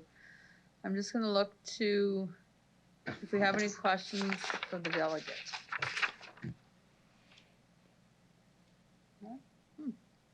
I see none. Thank you for addressing the Executive Committee, and I'll ask you to please leave the meeting. Thank you. Have a good day. Have a great day. So we'll now consider EX 22-16, Regina Windy Flyers lease at Kings Park. Mr. Lacey, can you please introduce the report for us? Through you, Madam Chair. So just as background, the Regina Windy Flyers is a nonprofit corporation that promotes and supports the use of radio-controlled model planes. They have leased the subject land from the city since 1994 and have made multiple improvements to land specific to the operation of their club, including the installation of a small runway used by those model airplanes.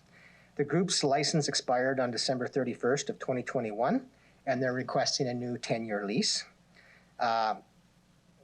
Administration is recommending approval of a new 10-year lease at market value. However, because, as my previous comments in the other report, this land was not made available through public offering, it requires council approval. So administration is recommending approval of a new 10-year lease with the Regina Windy Flyers.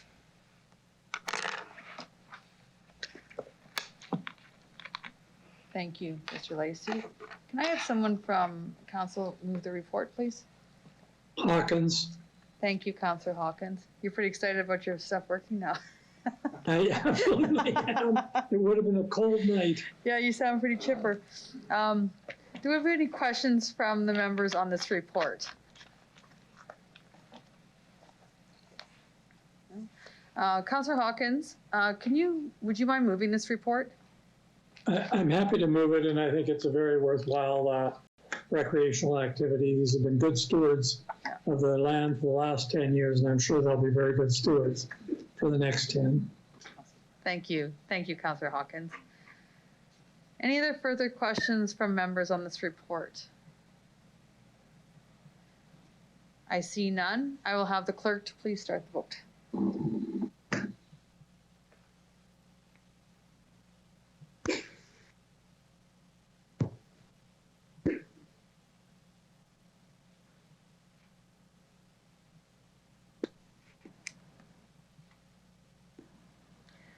Through you, Madam Chair, the motion carries 8-0 with the following members away from the meeting: Councillors Stephen, LeBlanc, and Moll. Thank you, Madam Clerk. I will now make a resolution for a private session. Can I have someone move a resolution for private session? Anyone? Bresciani. Thank you, Councillor Bresciani. I'll call the question. All those in favor? Opposed? Carried.